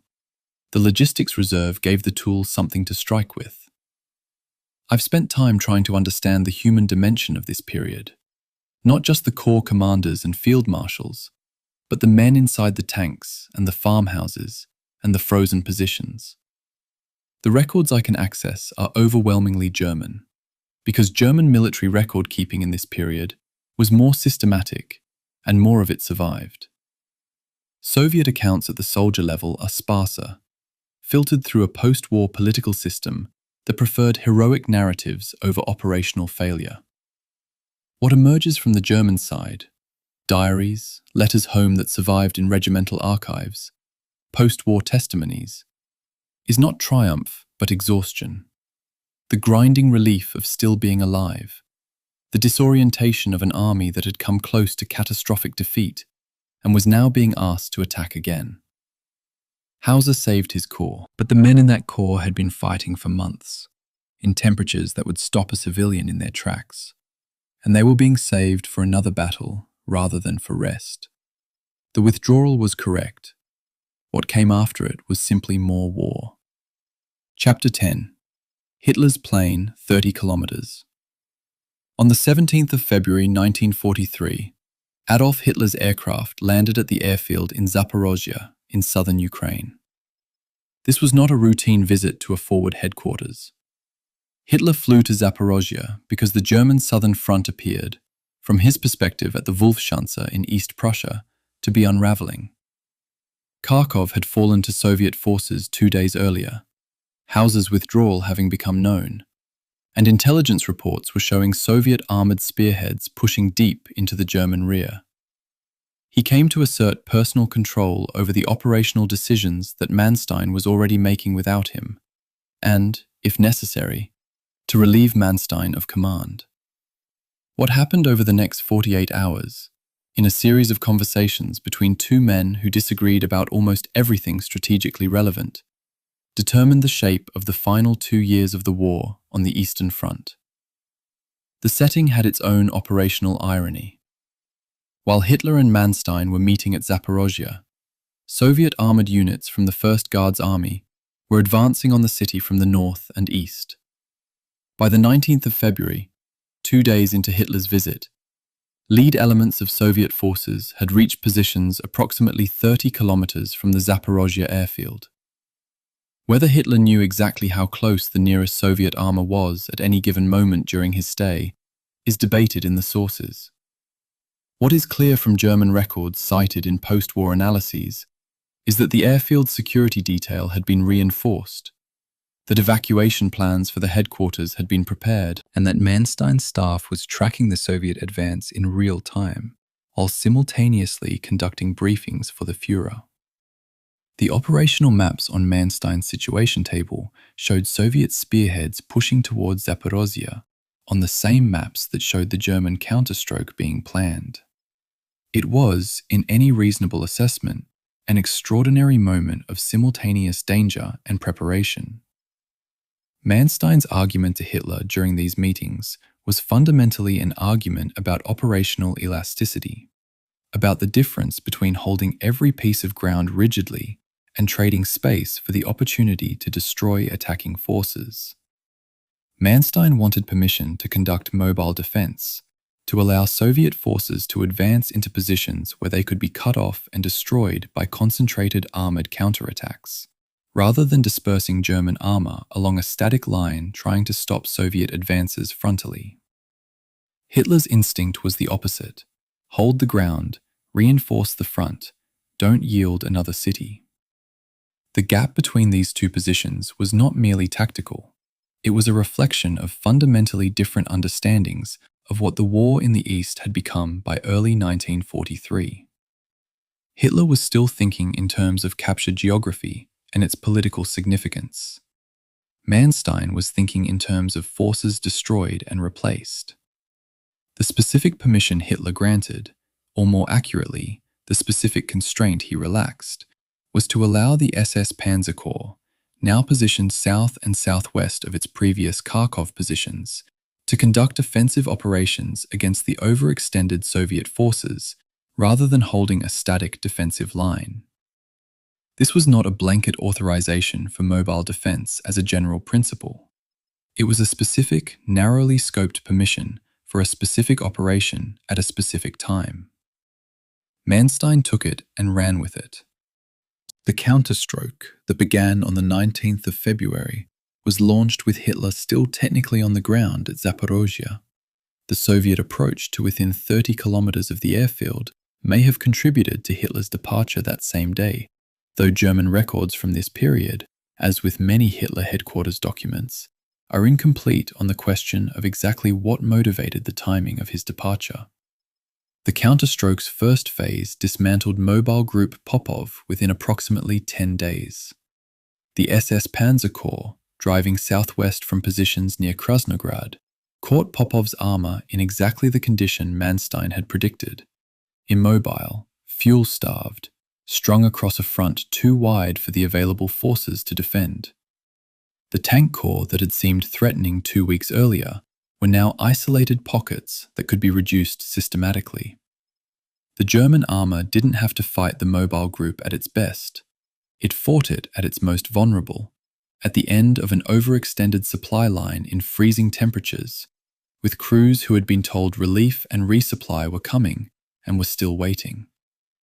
The battles of late February 1943 are operationally clear victories for German doctrine and execution. They're also victories over an opponent that had been defeated by logistics before the first German shell was fired. The numbers for the Soviet losses in the overall Third Battle of Kharkov are substantial and come from sources that have become more reliable since Soviet archival access expanded after 1991. Total Soviet casualties across the battle, from mid-February to mid-March, are estimated at approximately 86,000, with roughly 45,000 killed or missing and 41,000 wounded. These figures, drawn from Glantz's analysis of Soviet archival records, represent a catastrophic reversal for armies that had been advancing in triumph 2 weeks before. Tank losses are harder to quantify precisely because so many Soviet vehicles were abandoned due to mechanical failure or fuel exhaustion, rather than being destroyed in combat. The distinction matters for understanding the nature of the defeat, which was primarily logistical rather than tactical. The retaking of Kharkov in March was a different kind of operation from the open-steppe tank battles of February. The city required direct assault, house-to-house, floor-to-floor fighting of the kind that urban terrain imposes, regardless of the relative strength of the attackers. The SS Panzer Corps approached from 3 axes, with the Leibstandarte establishing a bridgehead over the Mosh River northwest of the city on the 7th of March, opening the road into the northern districts. Das Reich pushed from the south. Totenkopf moved to block Soviet forces attempting to reinforce or relieve the city's defenders. The Soviet garrison, drawn from remnants of the 3rd Tank Army and various rifle formations, had approximately 3,000 effective troops defending a city that had been designed for the movement of 1 million. The scale of the defense relative to the city's size made systematic reduction inevitable. The fighting lasted from the 10th to the 15th of March and cost the SS Corps approximately 4,300 casualties across the entire Kharkov operation. What happened to the civilian population during the recapture was documented not in German operational records, which are largely silent on the subject, but in the December 1943 Kharkov trial, the first Allied war crimes tribunal of the entire war. The trial heard evidence that approximately 800 wounded Red Army soldiers were shot and burned by German forces during or immediately after the recapture. The trial also documented the earlier occupation atrocities, the gas van operations, the mass shootings at Drobitsky Yar, the execution of hospital patients. Situating the March 1943 events within a pattern of systematic violence that the operational histories of the battle rarely address. The SS formations that recaptured Kharkov were the same formations whose officers and men had participated in that pattern. The operational competence and the criminal conduct existed simultaneously, in the same units, at the same time. Separating them for the sake of a cleaner narrative does no service to accuracy. I find the Zaporozhye meeting significant for a reason that tends to get buried under the operational drama. Hitler flew to a forward headquarters under Soviet threat, got shown maps of a counterstroke already in motion, granted a narrow permission that Manstein then used as the basis for a far broader operational design, and flew home claiming credit for a decision that had in large part already been made without him. Manstein's memoir, Lost Victories, presents the meeting in a way that emphasizes his own persuasiveness and Hitler's unreasonableness, which is precisely what you'd expect from a memoir written by a man who spent the post-war period managing his historical reputation. What the documentary record actually shows is more complex. A commander who understood the operational situation clearly, a supreme commander who understood it partially, and a decision-making process so personalized and improvised that it's remarkable it produced a coherent outcome at all. The outcome was Manstein's counterstroke. Whether Hitler deserves any credit for it, or whether his role was primarily to not prevent it at the last moment, is a question that historians continue to debate. Chapter 11. The Mud Between the Battles. The spring Rasputitsa of 1943 arrived approximately 2 weeks after the SS Panzer Corps retook Kharkov. In Ukrainian, the word describes the season of bad roads, the period, twice a year in spring and autumn, when the temperature fluctuates above and below freezing, and the ground turns from solid to liquid and back in cycles that destroy road surfaces and render cross-country movement almost impossible. It is not a metaphor. It is a physical condition created by the interaction of frozen subsoil, surface melt, and the particular properties of Ukrainian Chernozem, the black earth that is among the world's most fertile soils, and when saturated, among the most treacherous surfaces on which to move heavy vehicles. In the spring of 1943, the Rasputitsa arrived on schedule and halted the German advance at precisely the moment when Manstein might otherwise have extended the counterstroke further north toward Kursk, and potentially against the Voronezh front's exposed southern flank. The Tiger I tank, which had arrived on the Eastern Front in small numbers in late 1942, and was being deployed in company strength alongside SS and Heer formations around Kharkov, weighed 57 tons. Its ground pressure under operational conditions was approximately 1.0 to 1.1 kilograms per square centimeter. Ukrainian Chernozem in spring thaw has a bearing capacity of roughly 0.7 to 0.9 kilograms per square centimeter. The numbers are unambiguous. The Tiger sank. Not dramatically, not catastrophically, but consistently and progressively, settling into the softened ground until the running gear was clogged, the drive sprockets jammed with mud, and forward movement became impossible without recovery vehicles that were themselves too heavy for the terrain. German maintenance records from mid-March show 11 Tigers immobile on the 16th of March alone. Vehicles that had survived the tank battles of February stopped cold by frozen ground turning liquid. The Panther tank, which was scheduled to reach the front in time for the summer offensive that would become Operation Citadel, had its own relationship with mechanical unreliability that was independent of terrain. The Panther Ausführung D, the initial production version, was being rushed through factories as Hitler prioritized numbers over quality assurance. It was a well-designed tank in concept. The sloped armor reflected lessons learned from the T-34. The 75mm KWK-42 gun had exceptional penetrating power, and the design as a whole represented genuine German engineering progress. The engine, however, the Maybach HL-230, was prone to overheating under operational stress. The transmission was fragile under sustained use. The final drives, which transferred power to the tracks, failed at an alarming rate during the first weeks of deployment. When Citadel finally launched on the 5th of July, approximately 40% of Panthers broke down in the first days of operation. This was not bad luck.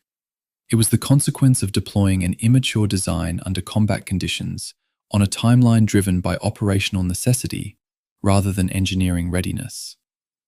The 22 weeks between Kharkov's recapture on the 15th of March and the opening of Citadel on the 5th of July were not idle weeks on either side.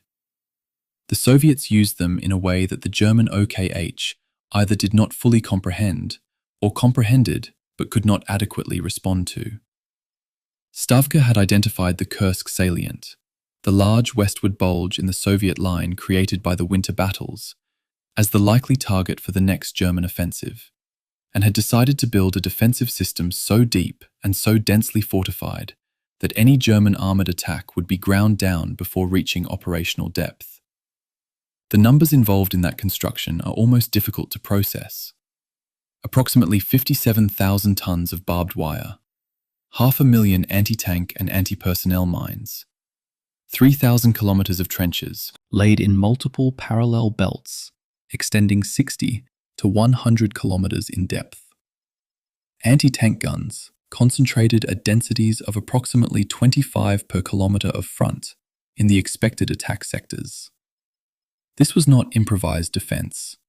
This was applied industrial planning at a scale the Wehrmacht's engineering corps could not have matched, even if it had tried. The production contrast between the two sides during the second quarter of 1943 is equally stark and equally difficult to dismiss as merely contextual background. Soviet factories delivered approximately 3,400 tanks in that quarter. German factories delivered approximately 330. The ratio is roughly 10-1. Germany's total armoured vehicle production for all of 1943 was about 8,000, a number the Soviet industry exceeded in roughly 8 months. These figures come from comparative production analyses, published in the years after Soviet archival material became accessible, and they represent one of those historical facts that, once absorbed, changes the frame through which everything else has to be viewed. The debate about German tactical excellence in 1943 is a debate about one side of a production equation so unbalanced that tactical excellence could slow the outcome but not reverse it. German intelligence about the Soviet defensive buildup was available and largely accurate. Aerial reconnaissance had identified the anti-tank ditches, the trench systems, the mine density indicators. The intelligence assessments prepared for OKH in May and June of 1943 described a Soviet defensive array of considerable depth and density. The decisions that were made in spite of this intelligence, specifically the decisions to delay Citadel until July, to allow the accumulation of additional Panthers and Tigers, and then to proceed with an operation against prepared defences that had been reinforced during that very delay, represent one of the most debated operational choices of the entire war. Guderian, in his memoir Panzer Leader, argues explicitly that Citadel should never have been launched. We must not let the losses of the past be made up for by fresh losses that could be even greater. That is a direct quote from the Ballantine Books edition, and Guderian's opposition to the operation is consistent across multiple sources. He was overruled. The 58 days between Kharkov and the beginning of serious German planning for Citadel, approximately mid-March to mid-May, while the Rasputitsa held both sides in place, were the last period in which a genuinely different German decision was possible. After the decision to conduct Citadel was confirmed, the subsequent debates about timing were debates about degree, not direction. Manstein himself, in Lost Victories, describes arguing for an earlier launch date, April rather than July, on the grounds that Soviet defensive preparations would be less developed and the element of surprise greater. This argument has some merit in operational terms and has been supported by several post-war analysts. It is also an argument that comes from a memoir written by a man whose institutional interest was in presenting every failure as the result of decisions made over his objection. The memoir is not wrong about the operational logic of an earlier date. It is not a reliable guide to how strongly that argument was actually pressed at the time. I find the Rasputitsa the most honest metaphor in this entire story. An event that stopped the war, not through human decision, but through the simple interaction of mass, soil composition, and temperature. The tanks were too heavy for the ground. The ground didn't negotiate. It just absorbed the weight and held everything still. For 6 to 8 weeks in March and April of 1943, the front solidified because the earth said so, not because any general ordered it. And during those weeks, the Soviets were digging the trenches and laying the mines and building the defensive belts that would swallow 2 German panzer armies in July. The mud preserved the salient. The salient became the trap. And the trap was laid by an army that had studied its own near disaster in February and decided, correctly, that the Germans would try to bite off the bulge that their own counterstroke had created. The Rasputitsa gave them the time to prepare the response. 40% Panther breakdowns on the first day of Citadel is not a mechanical accident. It's the end of a causal chain that started with frozen ground turning liquid in March.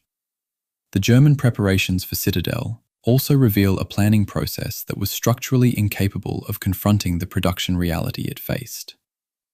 OKH issued orders for the operation using authorized divisional strengths in many calculations. the same problem identified in the replacement ledgers of February. Units that were supposed to field 100 tanks fielded 60 or 70. The authorized establishment of a panzer division in 1943 called for approximately 200 tanks. The actual average at the start of Citadel was closer to 70 to 80. The difference was not trivial. It meant that formations were being assigned operational tasks calculated for twice their actual combat power. German staff work at the divisional and corps level was generally excellent at working within the constraints of available forces, but at the Army and Army Group level, the tendency to plan against authorized, rather than actual strength, was a recurring problem that the production collapse of the Middle War years made increasingly dangerous. Chapter 12. The weight of what was left. When the Soviet 4th Tank Army entered Kharkov for the last time on the 23rd of August, 1943, they found a city that had been occupied, liberated, occupied again, and recaptured 4 times in 23 months. The population that had welcomed the original Soviet liberation in February of that year had been reduced to something approaching 192,000 people, down from 900,000 before the war, down from the 350,000 who had survived the first occupation, down even from the numbers who had been present during the recapture by the SS Panzer Corps in March. What the liberation forces encountered was not a city, but the remnants of one. Buildings that had been demolished for defensive purposes, apartment blocks that had been systematically looted, a university complex that had been stripped, infrastructure that had been damaged by 4 separate rounds of military operations across a 2-year period. The reconstruction surveys conducted by Soviet Commission teams in the months after the final liberation document the scale in terms that resist easy summarization. The Jewish community of Kharkov, which had numbered approximately 150,000 before the war, one of the largest in Ukraine, had been reduced by the time of the final liberation to a fraction of that figure. The Drobitsky Yar massacre of December 15, 1941, had killed approximately 15,000 people in a single day. Subsequent executions, deportations, and the cumulative mortality of occupation had accounted for the vast majority of the remainder. Soviet Commission reports compiled after August 1943 estimated that approximately 95% of the pre-war Jewish population had been killed or had fled eastward before the initial German occupation. The Yad Vashem documentation of the Drobitsky Yar site, compiled from survivor testimony and forensic investigation conducted after the war, confirms the scale of the December killing and identifies the responsible units as a combination of Einsatzgruppe C and auxiliary police under Wehrmacht oversight. The connection between those killings and the military operations happening simultaneously, the Wehrmacht was conducting offensive operations in the same geographic area at the same time, is not incidental. The murder operation and the military operation were conducted by the same administrative structure, under the same chain of command. The December 1943 Kharkov trial is the kind of historical event that deserves more attention than it usually receives. It was the first Allied war crimes tribunal of the entire conflict, held 6 months before the Allied landings in France, 2 years before Nuremberg, in a partially ruined city that had been liberated only 4 months earlier. 4 defendants stood before a Soviet military tribunal, 3 Germans and 1 Soviet collaborator. The German defendants were SS member Reinhard Retzlaff, Wehrmacht officer Wilhelm Langheld, and police officer Hans Ritz. The Soviet defendant was Mikhail Bulanov, charged with treason as well as war crimes. All 4 confessed. The trial heard forensic evidence about gas van operations, the use of sealed trucks where victims were killed by carbon monoxide from the vehicle's exhaust, a method of murder that left fewer visible traces than mass shooting, and documentary and testimonial evidence about the hospital killings, the deportations, and the systematic starvation of the civilian population. The decision to hang all 4 defendants publicly on the 19th of December 1943 was a deliberate act of political communication. The Soviet government published the trial proceedings in English and distributed them internationally, both as evidence of German atrocities and as a demonstration that the Soviet state intended to hold perpetrators accountable. The proceedings explicitly rejected the superior orders defense, citing the Moscow Declaration signed by Roosevelt, Churchill, and Stalin in October 1943 as the applicable legal framework. This rejection of superior orders as an absolute defense became foundational to the subsequent Nuremberg Charter, making the Kharkov trial not merely a Soviet legal proceeding, but a building block of the international law of war crimes that still exists today. The Rome Statute of the International Criminal Court, in its provisions on command responsibility under Article 28, carries conceptual ancestry that includes the legal arguments made at Kharkov in December 1943. The trial's evidential record is also a counter-narrative to the operational histories of the Third Battle of Kharkov. The operational histories discuss the fighting with precision, the daily positions, the unit designations, the casualty figures, the command decisions. They discuss it in a frame that largely excludes the civilian population, except as a contextual backdrop. The trial record inverts this. The civilian experience is central. The military operations are backdrop. Testimony described gas van operations conducted during periods when German units were either entering or leaving the city. The murder machinery operating in the interstices of military movement, driven by a bureaucratic system that continued functioning regardless of the tactical situation at the front.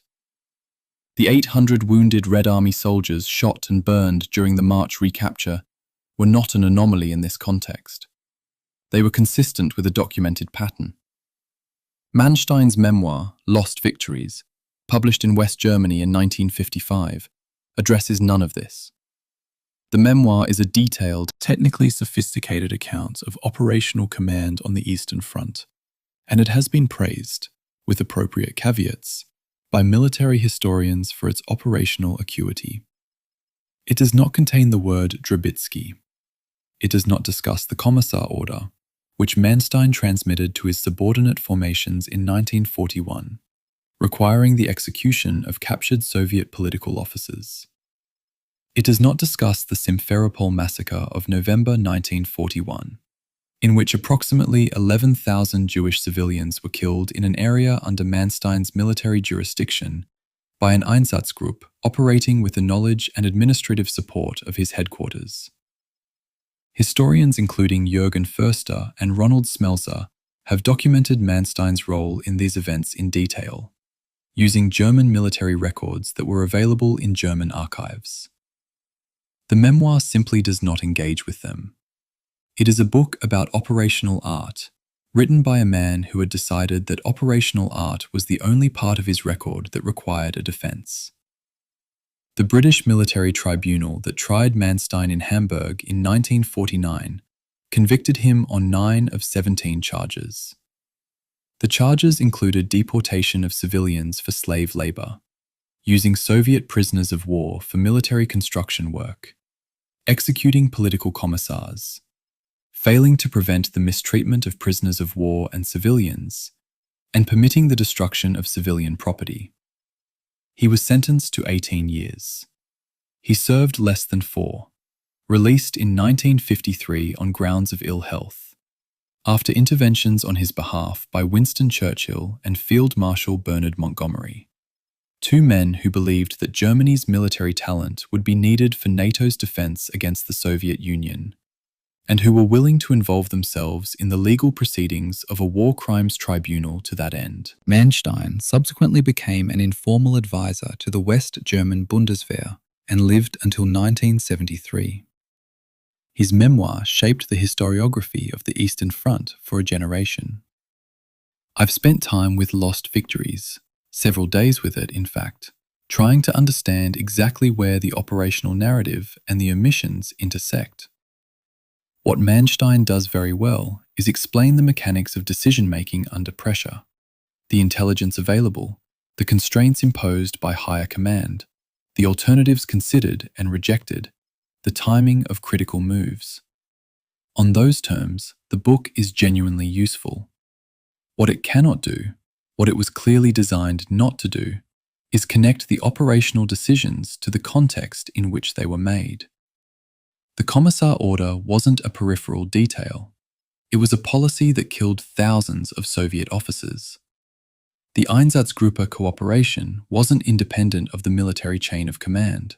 It was administratively supported by that chain. Treating these as separate from the operational narrative isn't an oversight. It's a choice, and it's a choice that served a specific post-war purpose. The city itself was rebuilt. By 1946, the population had recovered to approximately 672,000. The tractor factory was reopened. The railway lines were relaid. The university resumed operation. Kharkov became again what it had been before the war, one of the largest industrial cities in Ukraine, a place of education and manufacturing and ordinary civilian life. The rebuilding was genuine and is documented in Soviet economic records. But the pre-war Jewish community, 150,000 people, was not rebuilt. 95% of them were gone. That is a destruction so complete that it operates on a different scale from the physical damage to buildings and infrastructure, which can be repaired. The demographic annihilation of a community is permanent in a way that ruins are not. Kharkov was rebuilt. The people who were killed at Drobitsky Yar were not recovered. The connection between Kharkov in 1943 and the subsequent legal architecture of international humanitarian law is not always made explicit in the military histories of the battle, but it is real and consequential. The December 1943 trial established, in a working legal forum rather than in theoretical discussion, that command responsibility for war crimes existed, that a superior officer who permitted atrocities by forces under his command could be held accountable, regardless of whether he had personally issued the orders. That principle, contested at the time and since, is now foundational to international criminal law. It is the principle that makes Article 28 of the Rome Statute coherent. It is the principle that was applied in subsequent tribunals for conflicts in the former Yugoslavia and Rwanda. It was established, for the first time in a functioning tribunal, in a ruined city in Ukraine, 6 weeks after the last German tank had been driven out for the final time. That is not a minor footnote. That is the beginning of something that is still being built. The general who won then wrote about it. There's a copy of Verlorene Siege, Lost Victories, in its English translation, that sat on more military history shelves in the 1960s and 70s than probably any other single memoir of the Second World War's Eastern Front. Published in West Germany in 1955, translated into English in 1958, it became, for a generation of readers, the definitive account of German operations in Russia. It was written with fluency, with operational precision, and with an authority that felt self-evident. Here was the man who had been there, telling you what actually happened and why. Military historian S.L.A. Marshall called it an invaluable military book. The preface to one edition described it as the best book of memoirs on the German side. And Robert Citino, one of the sharper analysts of the Wehrmacht's operational methods, acknowledged its usefulness on questions of deployment and maneuver. He also said it should come with a warning label, use with caution. The problem with Lost Victories is not that it's wrong about tanks. It's broadly accurate on questions of unit positions, axis of advance, the timing of orders, the sequence of engagements. What it does with those accurate details is construct a particular kind of argument, one that places Manstein at the center of everything that went right, distributes blame for everything that went wrong among Hitler and his fellow generals, and contains absolutely nothing about war crimes. German historian Volker Berghahn, writing in 2004, called the memoir totally unreliable, and added, with a directness that is worth sitting with, that, if more had been known about his war crimes during the 1940s, he might have been hanged. That is not an offhand remark. Berghan was writing about a specific gap between what the memoir presents and what the documentary record contains. Erich von Manstein was tried by a British military tribunal in Hamburg in 1949.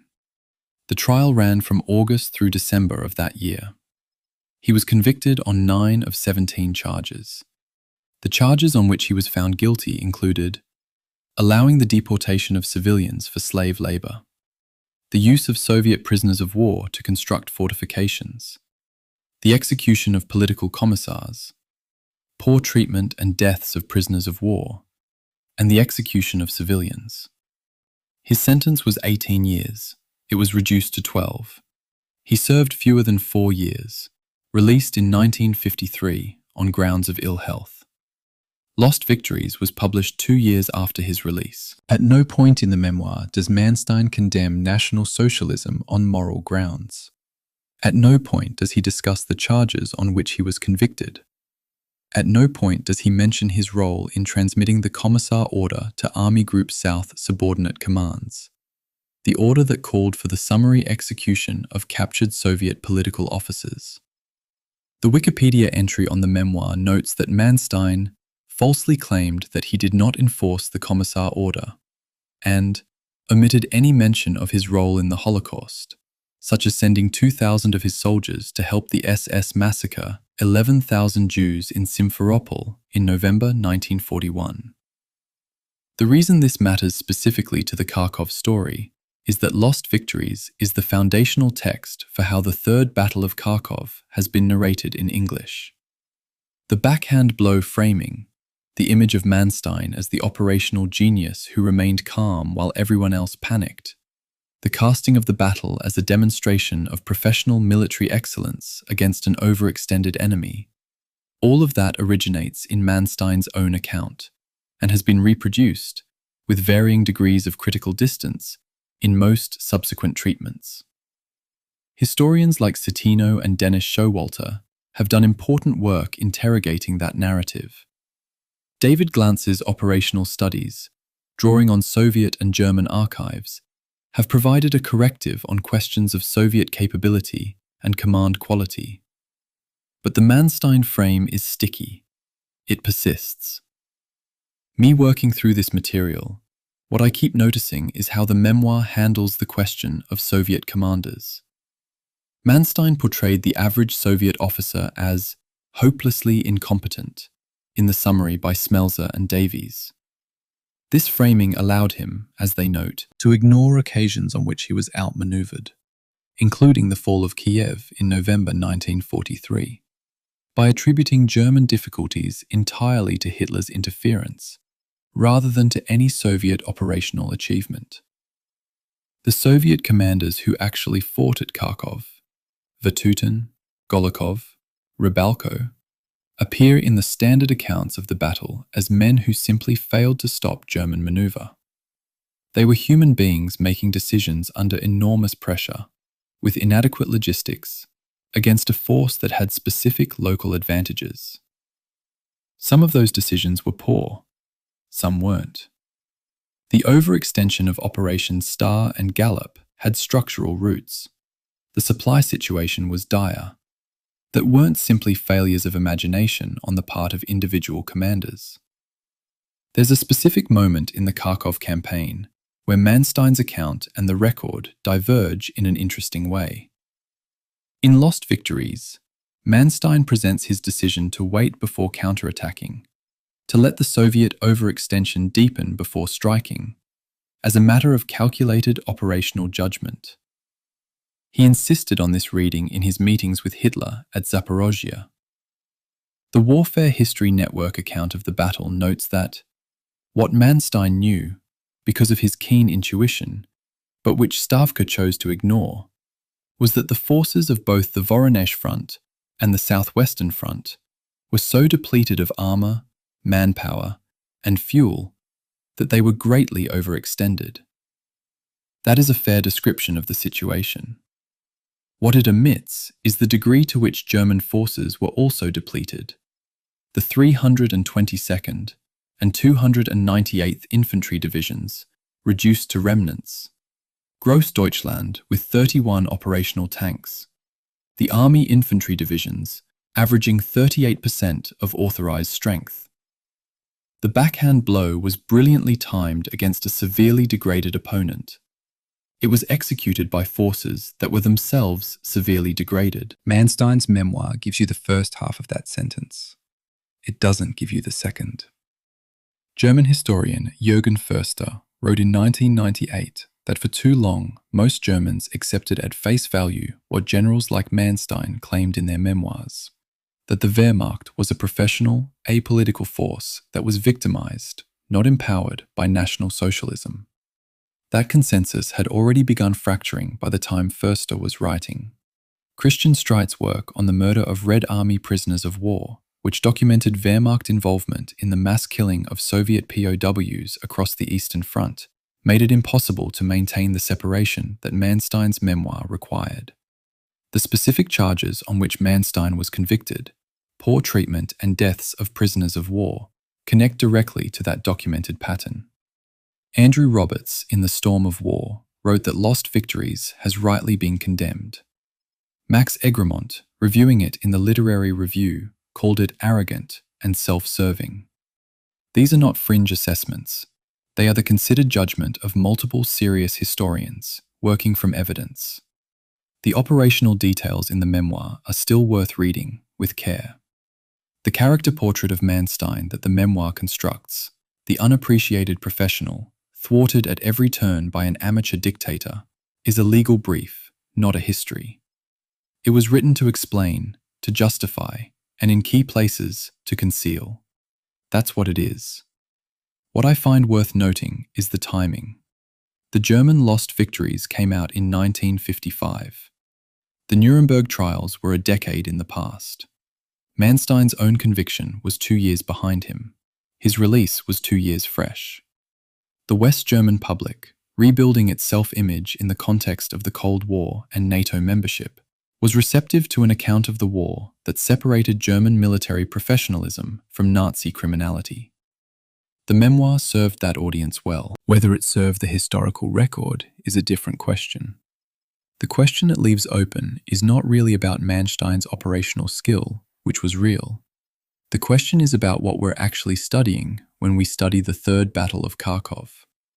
If the answer is a technically interesting case study in operational maneuver, the backhand blow delivers.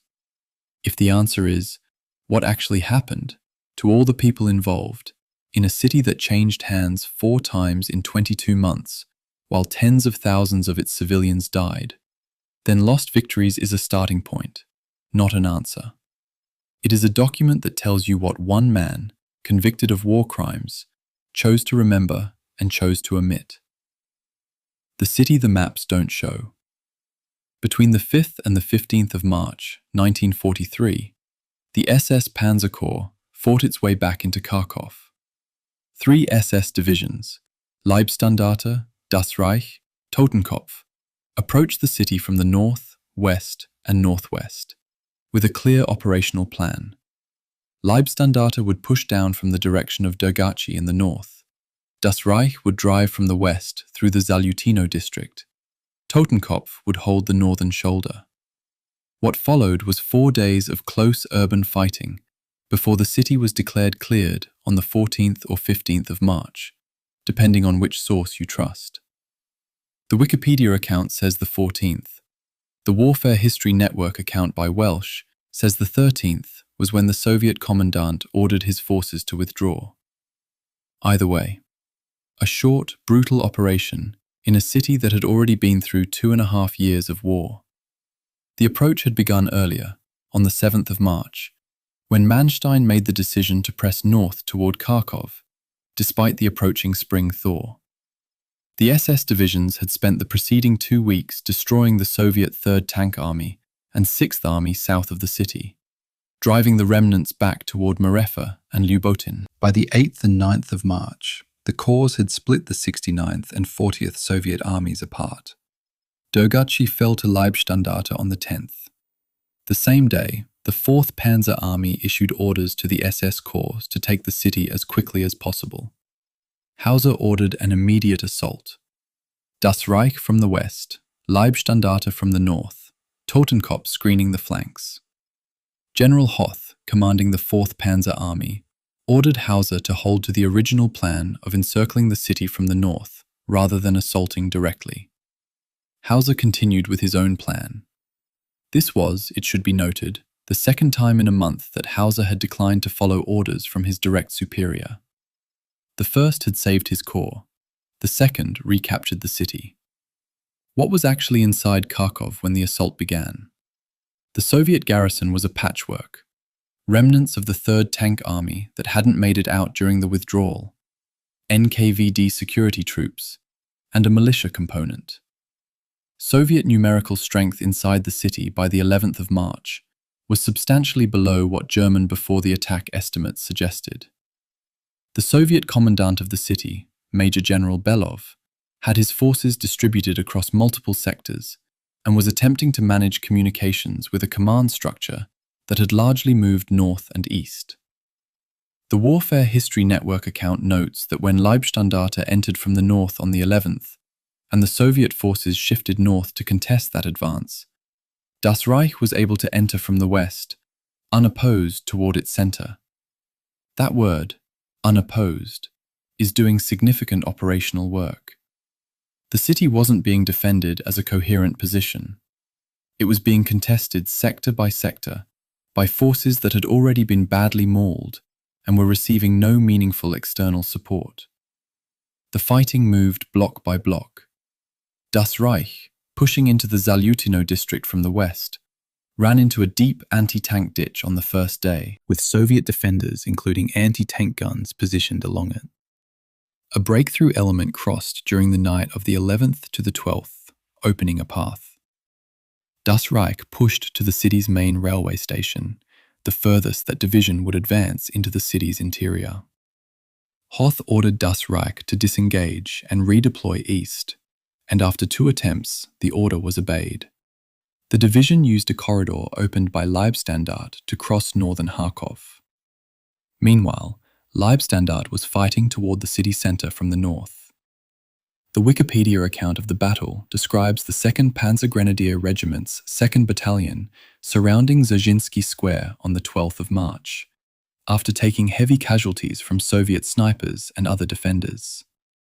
That square was then renamed, in what was presumably a brief ceremony, after Leibstandarte itself, Platz der Leibstandarte. It reverted when the Red Army came back in August. Me reading through the operational sequence, what strikes me is how much of the fighting described in secondary sources is presented in purely tactical terms. Gains and losses of blocks, designation of units, timing of movements. The city's civilian population during these 4 days appears in almost none of it. By the time of the German recapture, the civilian population of Kharkov was approximately 350,000, down from 900,000 before the war. That 350,000 were living in a city where every major building in the central districts had been gutted or blown up, where water supply was minimal, where the temperature in mid-March was still well below freezing at night. What those 4 days of block-by-block urban fighting meant to the people who were inside those blocks is not recorded in the after-action reports. What is recorded in the Kharkov trial proceedings of December 1943 is that in March 1943, during the recapture of the city, 800 wounded Red Army soldiers were shot. The Wikipedia entry on the Kharkov trial states this plainly. In March 1943, 800 wounded Red Army soldiers were shot and burned alive. This occurred while the SS Panzer Corps was clearing the city. The forensic testimony presented at the trial, from a 6-person forensic team whose report concluded the manner of killings was consistent with shootings, was physical evidence, not assertion. Post-war accounts by former SS officers disputed the characterization of systematic killing. They attributed deaths to combat conditions in a contested urban environment. The trial record, the physical evidence, and multiple independent witness accounts do not support that alternative characterization. The operational achievement of the Kharkov recapture is not in dispute. 3 SS divisions, operating in coordination with Army Panzer Corps to the south and west, cleared a major Soviet-held city in approximately 4 days, at a cost to the SS Panzer Corps of approximately 4,300 killed, wounded, and missing, roughly 11% of the Corps' total strength. The city fell. Belgorod fell 2 days later, on the 17th of March, when Hauser's corps pushed north. The German line stabilized roughly where it had been before operations Star and Gallop began, plus a bulge around Kharkov and Belgorod that would define the southern shoulder of the Kursk salient. Those are the operational facts. They are real. What coexists with them? What has to coexist with them if you're trying to understand what actually happened, is the record of what the SS Panzer Corps did inside the city while it was clearing it. The Kharkov trial wasn't a proceeding about the military operation. It was a proceeding about what was done to civilians and to prisoners during 22 months of German occupation, of which the March 1943 recapture was the final phase. The two things cannot be cleanly separated by drawing a line between Wehrmacht and SS, or between military operations and occupation policy. They happened in the same city at the same time, conducted by the same formation. The spring thaw arrived almost immediately after Belgorod fell. The Warfare History Network account notes that muddy weather and exhaustion forced the counteroffensive to end soon thereafter, after the 18th of March. The Encyclopedia of Britannica entry is more specific. With this city in German hands on the 25th of March, the spring thaw halted operations for both sides. The deadliest blogger history puts it plainly. The spring thaw, the Rasputitsa, and the resulting muddy morass brought Manstein's counteroffensive to a halt none too soon for the Soviets. That halt was not Manstein's operational decision. The ground made it. The line of farthest German advance in the spring of 1943 became the southern shoulder of the Kursk salient. 4 months later, that salient would be the site of Operation Citadel, the last German strategic offensive on the Eastern Front. The mud that made the salient. The spring thaw on the Eastern Front wasn't a meteorological inconvenience. It was a geological event. The Ukrainian Chernozem, the black topsoil that made the region one of the most productive agricultural zones in Europe, became, when thawed, a substance that no wheeled vehicle could cross, and that even tracked vehicles could barely navigate. The Russian word for it is Rasputitsa, which translates roughly as the time without roads. It happened twice a year, in the spring thaw and the autumn rains. Both armies knew it was coming. Both armies had planned around it. And in March 1943, it arrived precisely when the German advance north from Kharkov toward Kursk had the most to gain from not stopping. Manstein's stated position, expressed in his memoir and in contemporary communications with OKH, was that after the recapture of Belgorod on the 17th of March, he wanted to continue the counteroffensive northward and strike the Kursk salient before Soviet defenses had time to solidify. The ground stopped him. The Operation Citadel Wikipedia article describes the situation clearly.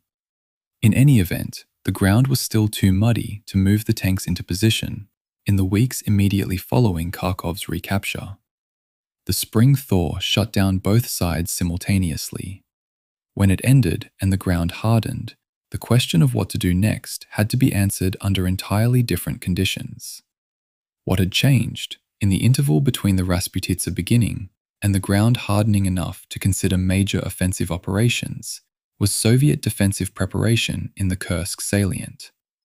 This is the key fact about the period from late March through early July 1943, and it's not a complicated fact. The Soviets used the time, and the Germans spent it debating. Deputy Supreme Commander Georgy Zhukov had argued, along with several other senior Soviet commanders, that the Red Army should absorb the anticipated German offensive from prepared positions and then counterattack, rather than striking preemptively and risking another overextension. Stalin accepted this argument. The Voronezh front under Vatutin and the Central Front under Rokossovsky began constructing defensive belts. 3 main belts, behind which were additional prepared positions, extending approximately 300 kilometers in depth.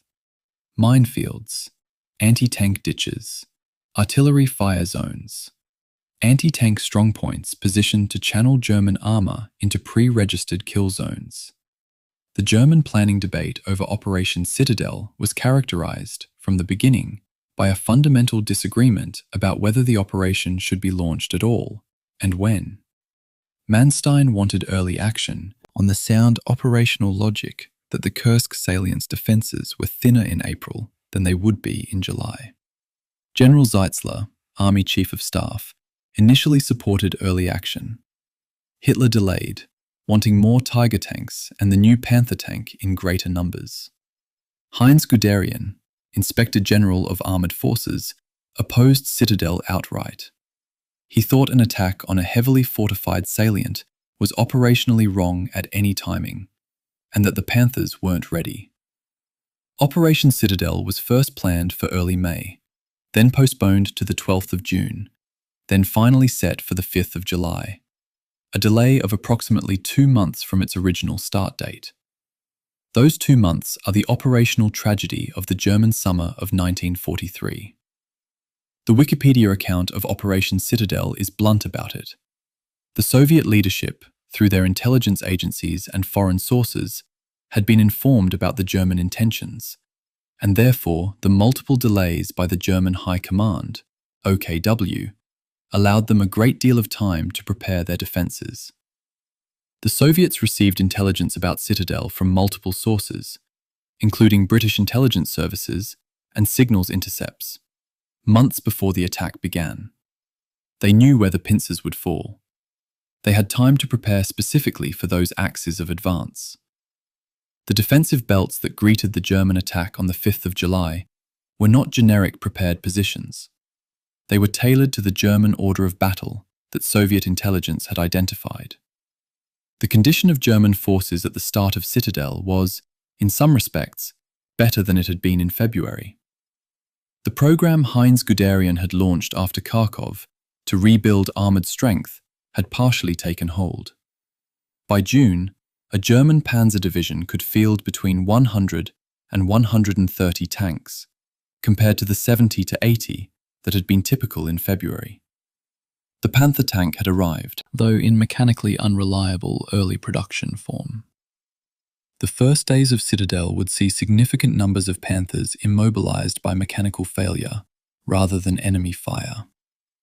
The SS Panzer Corps, Leibstandarte, Das Reich, Totenkopf, was refitted and recommitted to the southern pincer of Citadel, spearheading the 4th Panzer Army's drive from Belgorod toward Prokhorovka. The corps that had fought at Kharkov in February and March was, by July, the same formation but significantly reconstituted. Against them was an entirely different Soviet force from the one that had collapsed in February. The Voronezh front alone, defending the southern face of the salient, had been massively reinforced. 5 Guards armies, including the 5th Guards Tank Army under General Pavel Rotmistrov, were positioned either in the salient or in strategic reserve. The manpower advantage that had existed in February, when Manstein had been able to achieve local tactical superiority by concentrating his armor against overextended Soviet forces, was gone. German forces committed to Citadel numbered approximately 780,000 men and 2,928 tanks. Soviet forces defending numbered approximately 1,900,000 men and 5,128 tanks. That ratio, roughly 1 to 2 in men, worse in tanks, is why Guderian's objection to the operation had structural merit, regardless of timing. I found myself, working through these planning documents and force comparison tables, thinking about a particular question that almost never gets asked about the Kharkov campaign. What would the Eastern Front have looked like if the backhand blow hadn't happened? If Hauser had obeyed orders on the 15th of February and died in Kharkov? If Manstein had failed to convince Hitler at Zaporozhye? If the counterattack of the 19th of February had not been launched and the German line had collapsed to somewhere along the Dnieper? The answer, almost certainly, is that there would have been no Kursk salient, no Operation Citadel, and no catastrophic German armoured defeat in July 1943. The backhand blow bought Germany 4 more months of holding a forward position that they then committed to defending offensively at a cost they couldn't absorb. Manstein's operational success led, in a relatively direct line, to Germany's last strategic offensive and its decisive defeat. The historian Robert Citino called the Third Battle of Kharkov not a victory at all, a brief glimpse of victory against an overextended enemy that resolved nothing strategically. The historian Bevan Alexander called it the last great victory of German arms on the Eastern Front. Both of those assessments are defensible, and they're not as contradictory as they seem. It was the last time German forces successfully seized and held significant urban Soviet territory. It was an operational success of real elegance, and it set the conditions for a strategic defeat, 4 months later, from which there was no recovery. Whether that makes it a victory depends on your definition of the word. What the numbers actually said.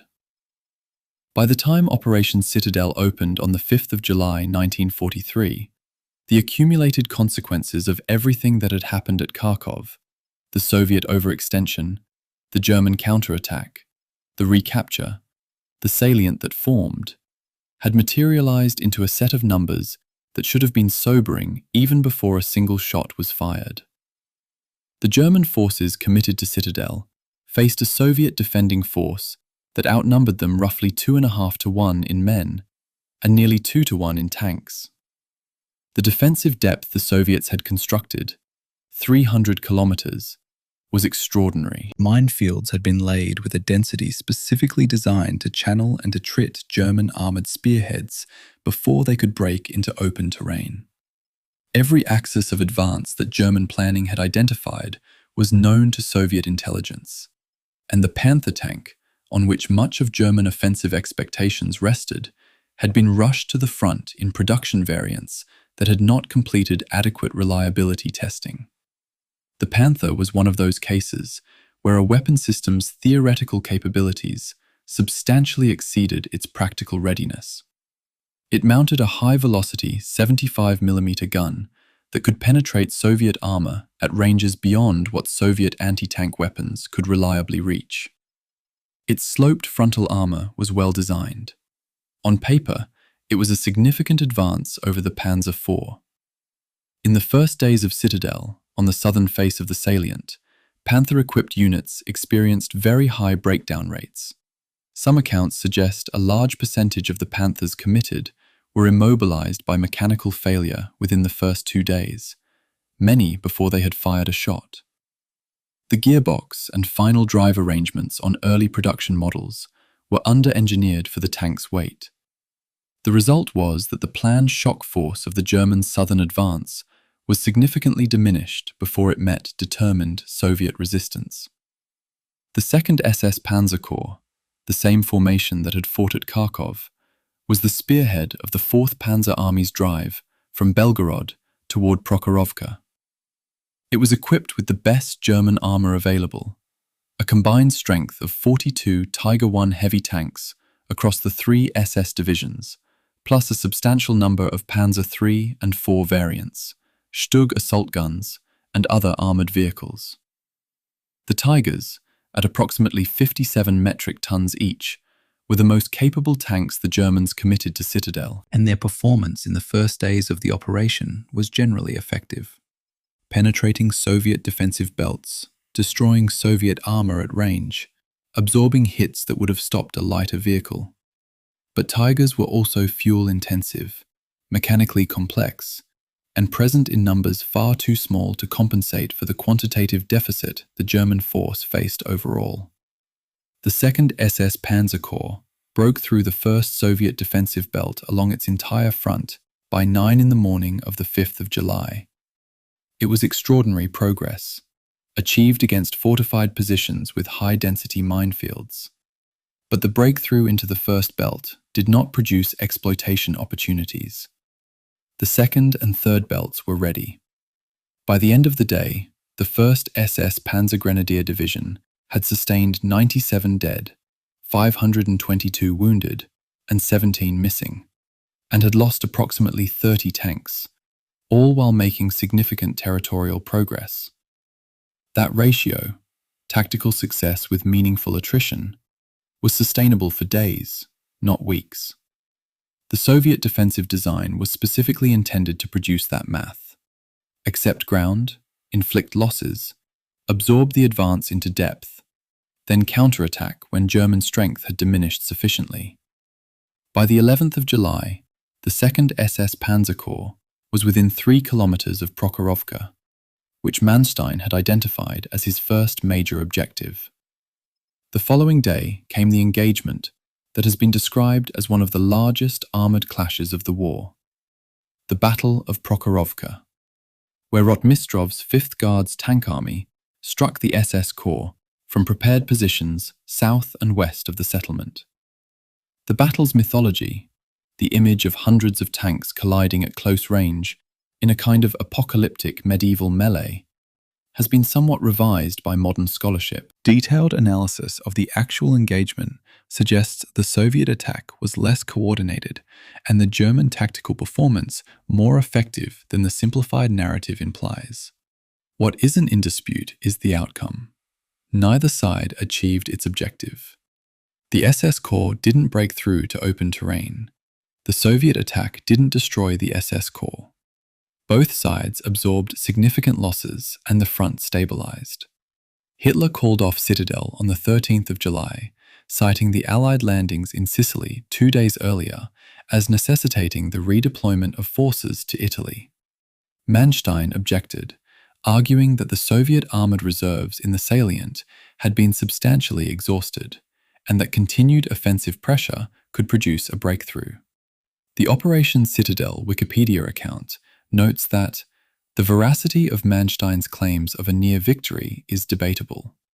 The extent of Soviet reserves was far greater than he realized. This is a pattern that appears throughout the record of Manstein's command on the Eastern Front. An assessment of Soviet capacity that consistently underestimated the depth of Soviet reserves, the speed of Soviet reconstitution, and the overall trajectory of the resource contest. The aftermath of Citadel was swift and decisive. Within days of the German offensive being halted, the Red Army launched Operation Kutuzov against the Orel salient to the north, threatening the flanks of Model's 9th Army. Operation Rumyantsev followed against the southern face, striking Army Group South, where Manstein's forces were already depleted. Belgorod was retaken by Soviet forces on the 5th of August, 1943. Kharkov fell for the 4th and final time on the 23rd of August, 1943. The city that had been fought over 4 times in 22 months was, after August 1943, Soviet for the remainder of the war. German casualties in Operation Citadel and the subsequent fighting through late July came to approximately 165,000 men, killed, wounded, and missing, and an estimated 760 tanks destroyed. Soviet casualties were heavier in absolute numbers. The Wikipedia accounting cites approximately 863,000 men total for the Battle of Kursk, including killed, wounded, and sick, with over 6,000 tanks and assault guns destroyed or damaged. Both of those numbers are contested by historians who have worked through the original records. What isn't contested is the trajectory. Germany could not absorb those losses and replace them. The Soviet Union could, and did, and went on the offensive for the remainder of the war. The city's fourth liberation and the long reckoning. The fourth battle for Kharkov began on the 3rd of August, 1943, as part of the Soviet Operation Rumyantsev, the follow-on counteroffensive after Citadel. Soviet forces broke through the German lines north and west of the city, and within 20 days, the German position had collapsed. Kharkov was liberated, permanently as it turned out, on the 23rd of August, 1943. The German army that held it had fought 4 separate major engagements for this city in less than 2 years, and had lost the last one decisively enough that there was no prospect of a 5th attempt. What the Red Army found when it entered the city for the 4th time is documented in fragments, in Soviet survey reports, and in journalism from the period. The city's population had continued to decline through the Third Occupation. By August 1943, it stood at approximately 192,000 people, according to the Encyclopedia of Ukraine's post-war demographic account. Before the war, it had been approximately 900,000. Some of that loss was wartime evacuation, some was natural wartime disruption. A substantial portion was death, from the systematic killings of the first occupation, from starvation under subsequent occupations, from forced deportation to Germany, from the accumulating toll of 22 months of contested urban existence in the middle of the largest land war in human history. By the time Kharkov was liberated for good, virtually no Jews survived in the city. The pre-war Jewish community had numbered in the tens of thousands. The systematic killing had begun within weeks of the October 1941 occupation, accelerated through the winter of 1941 to 42, and continued under subsequent German occupations. The Kharkov trial in December 1943 would produce formal documentation of specific methods: the gas vans, the mass shootings, the killing of hospital patients. But the scale of the destruction had already been partially documented by Soviet authorities, who discovered mass graves in the spring of 1943, during the brief February liberation. By August, those findings were no longer preliminary. They were the record of what had happened. The trial itself, held from the 15th to the 18th of December 1943, was the first Allied war crimes trial of the Second World War, preceding Nuremberg by more than 2 years. 4 defendants, 3 Germans: Wilhelm Langheld, a Wehrmacht officer; Hans Ritz, an SS member; Reinhard Retzlaff, a German police officer; 1 Soviet collaborator, Mikhail Bulanov, 26 years old, who had worked as a driver for the Kharkov Gestapo. All 4 pleaded guilty. They admitted, in open court, to the use of gas vans, to mass shootings, to the killing of women and children. Langheld admitted to personally causing the deaths of approximately 100 Soviet citizens. The court record's findings on Retzlaff describe torture techniques used to extract false confessions, plucking out hair and torturing with needles, followed by driving victims to the gas vans and burning bodies afterward. Bulanov admitted to driving the gas vans and taking part in the shooting of 60 children. They were hanged publicly in Kharkov on the 19th of December 1943 in the city's central square in front of 12,000 spectators. The temperature, according to contemporary accounts, was approximately minus 20 degrees Celsius. The trial was a Soviet military tribunal. The judges were military officers. The defense counsel's strategy was to argue the defendants had been following orders, a defense the prosecution rejected, using the 1921 Leipzig war crimes trials as precedent, in an argument that would be reprised almost verbatim at Nuremberg 2 years later. The trial's propaganda function, demonstrating to international audiences the nature of German occupation policy, was acknowledged and deliberate. None of that makes the evidence untrue. The forensic team's report concluded that the manner of killings was consistent with shootings and gas. The bodies were there. The mass graves were there. The confessions were given in detail, in open proceedings. published in English for international distribution. What connects the Kharkov trial to the military history that precedes it in this series is precisely what most accounts of the Third Battle of Kharkov prefer to leave unconnected. The SS Panzer Corps that Hauser withdrew from Kharkov on the 15th of February, preserving it for the counterattack, was also the formation operating in a city where the trial documented 800 wounded Red Army soldiers being shot and burned during the March recapture. The Field Marshal, whose operational brilliance is the subject of a continuing library of admiring analysis, was convicted in 1949 of allowing the deportation of civilians for slave labor and the execution of civilians in his area of operations. The backhand blow was conducted by the same army that the Kharkov trial was about.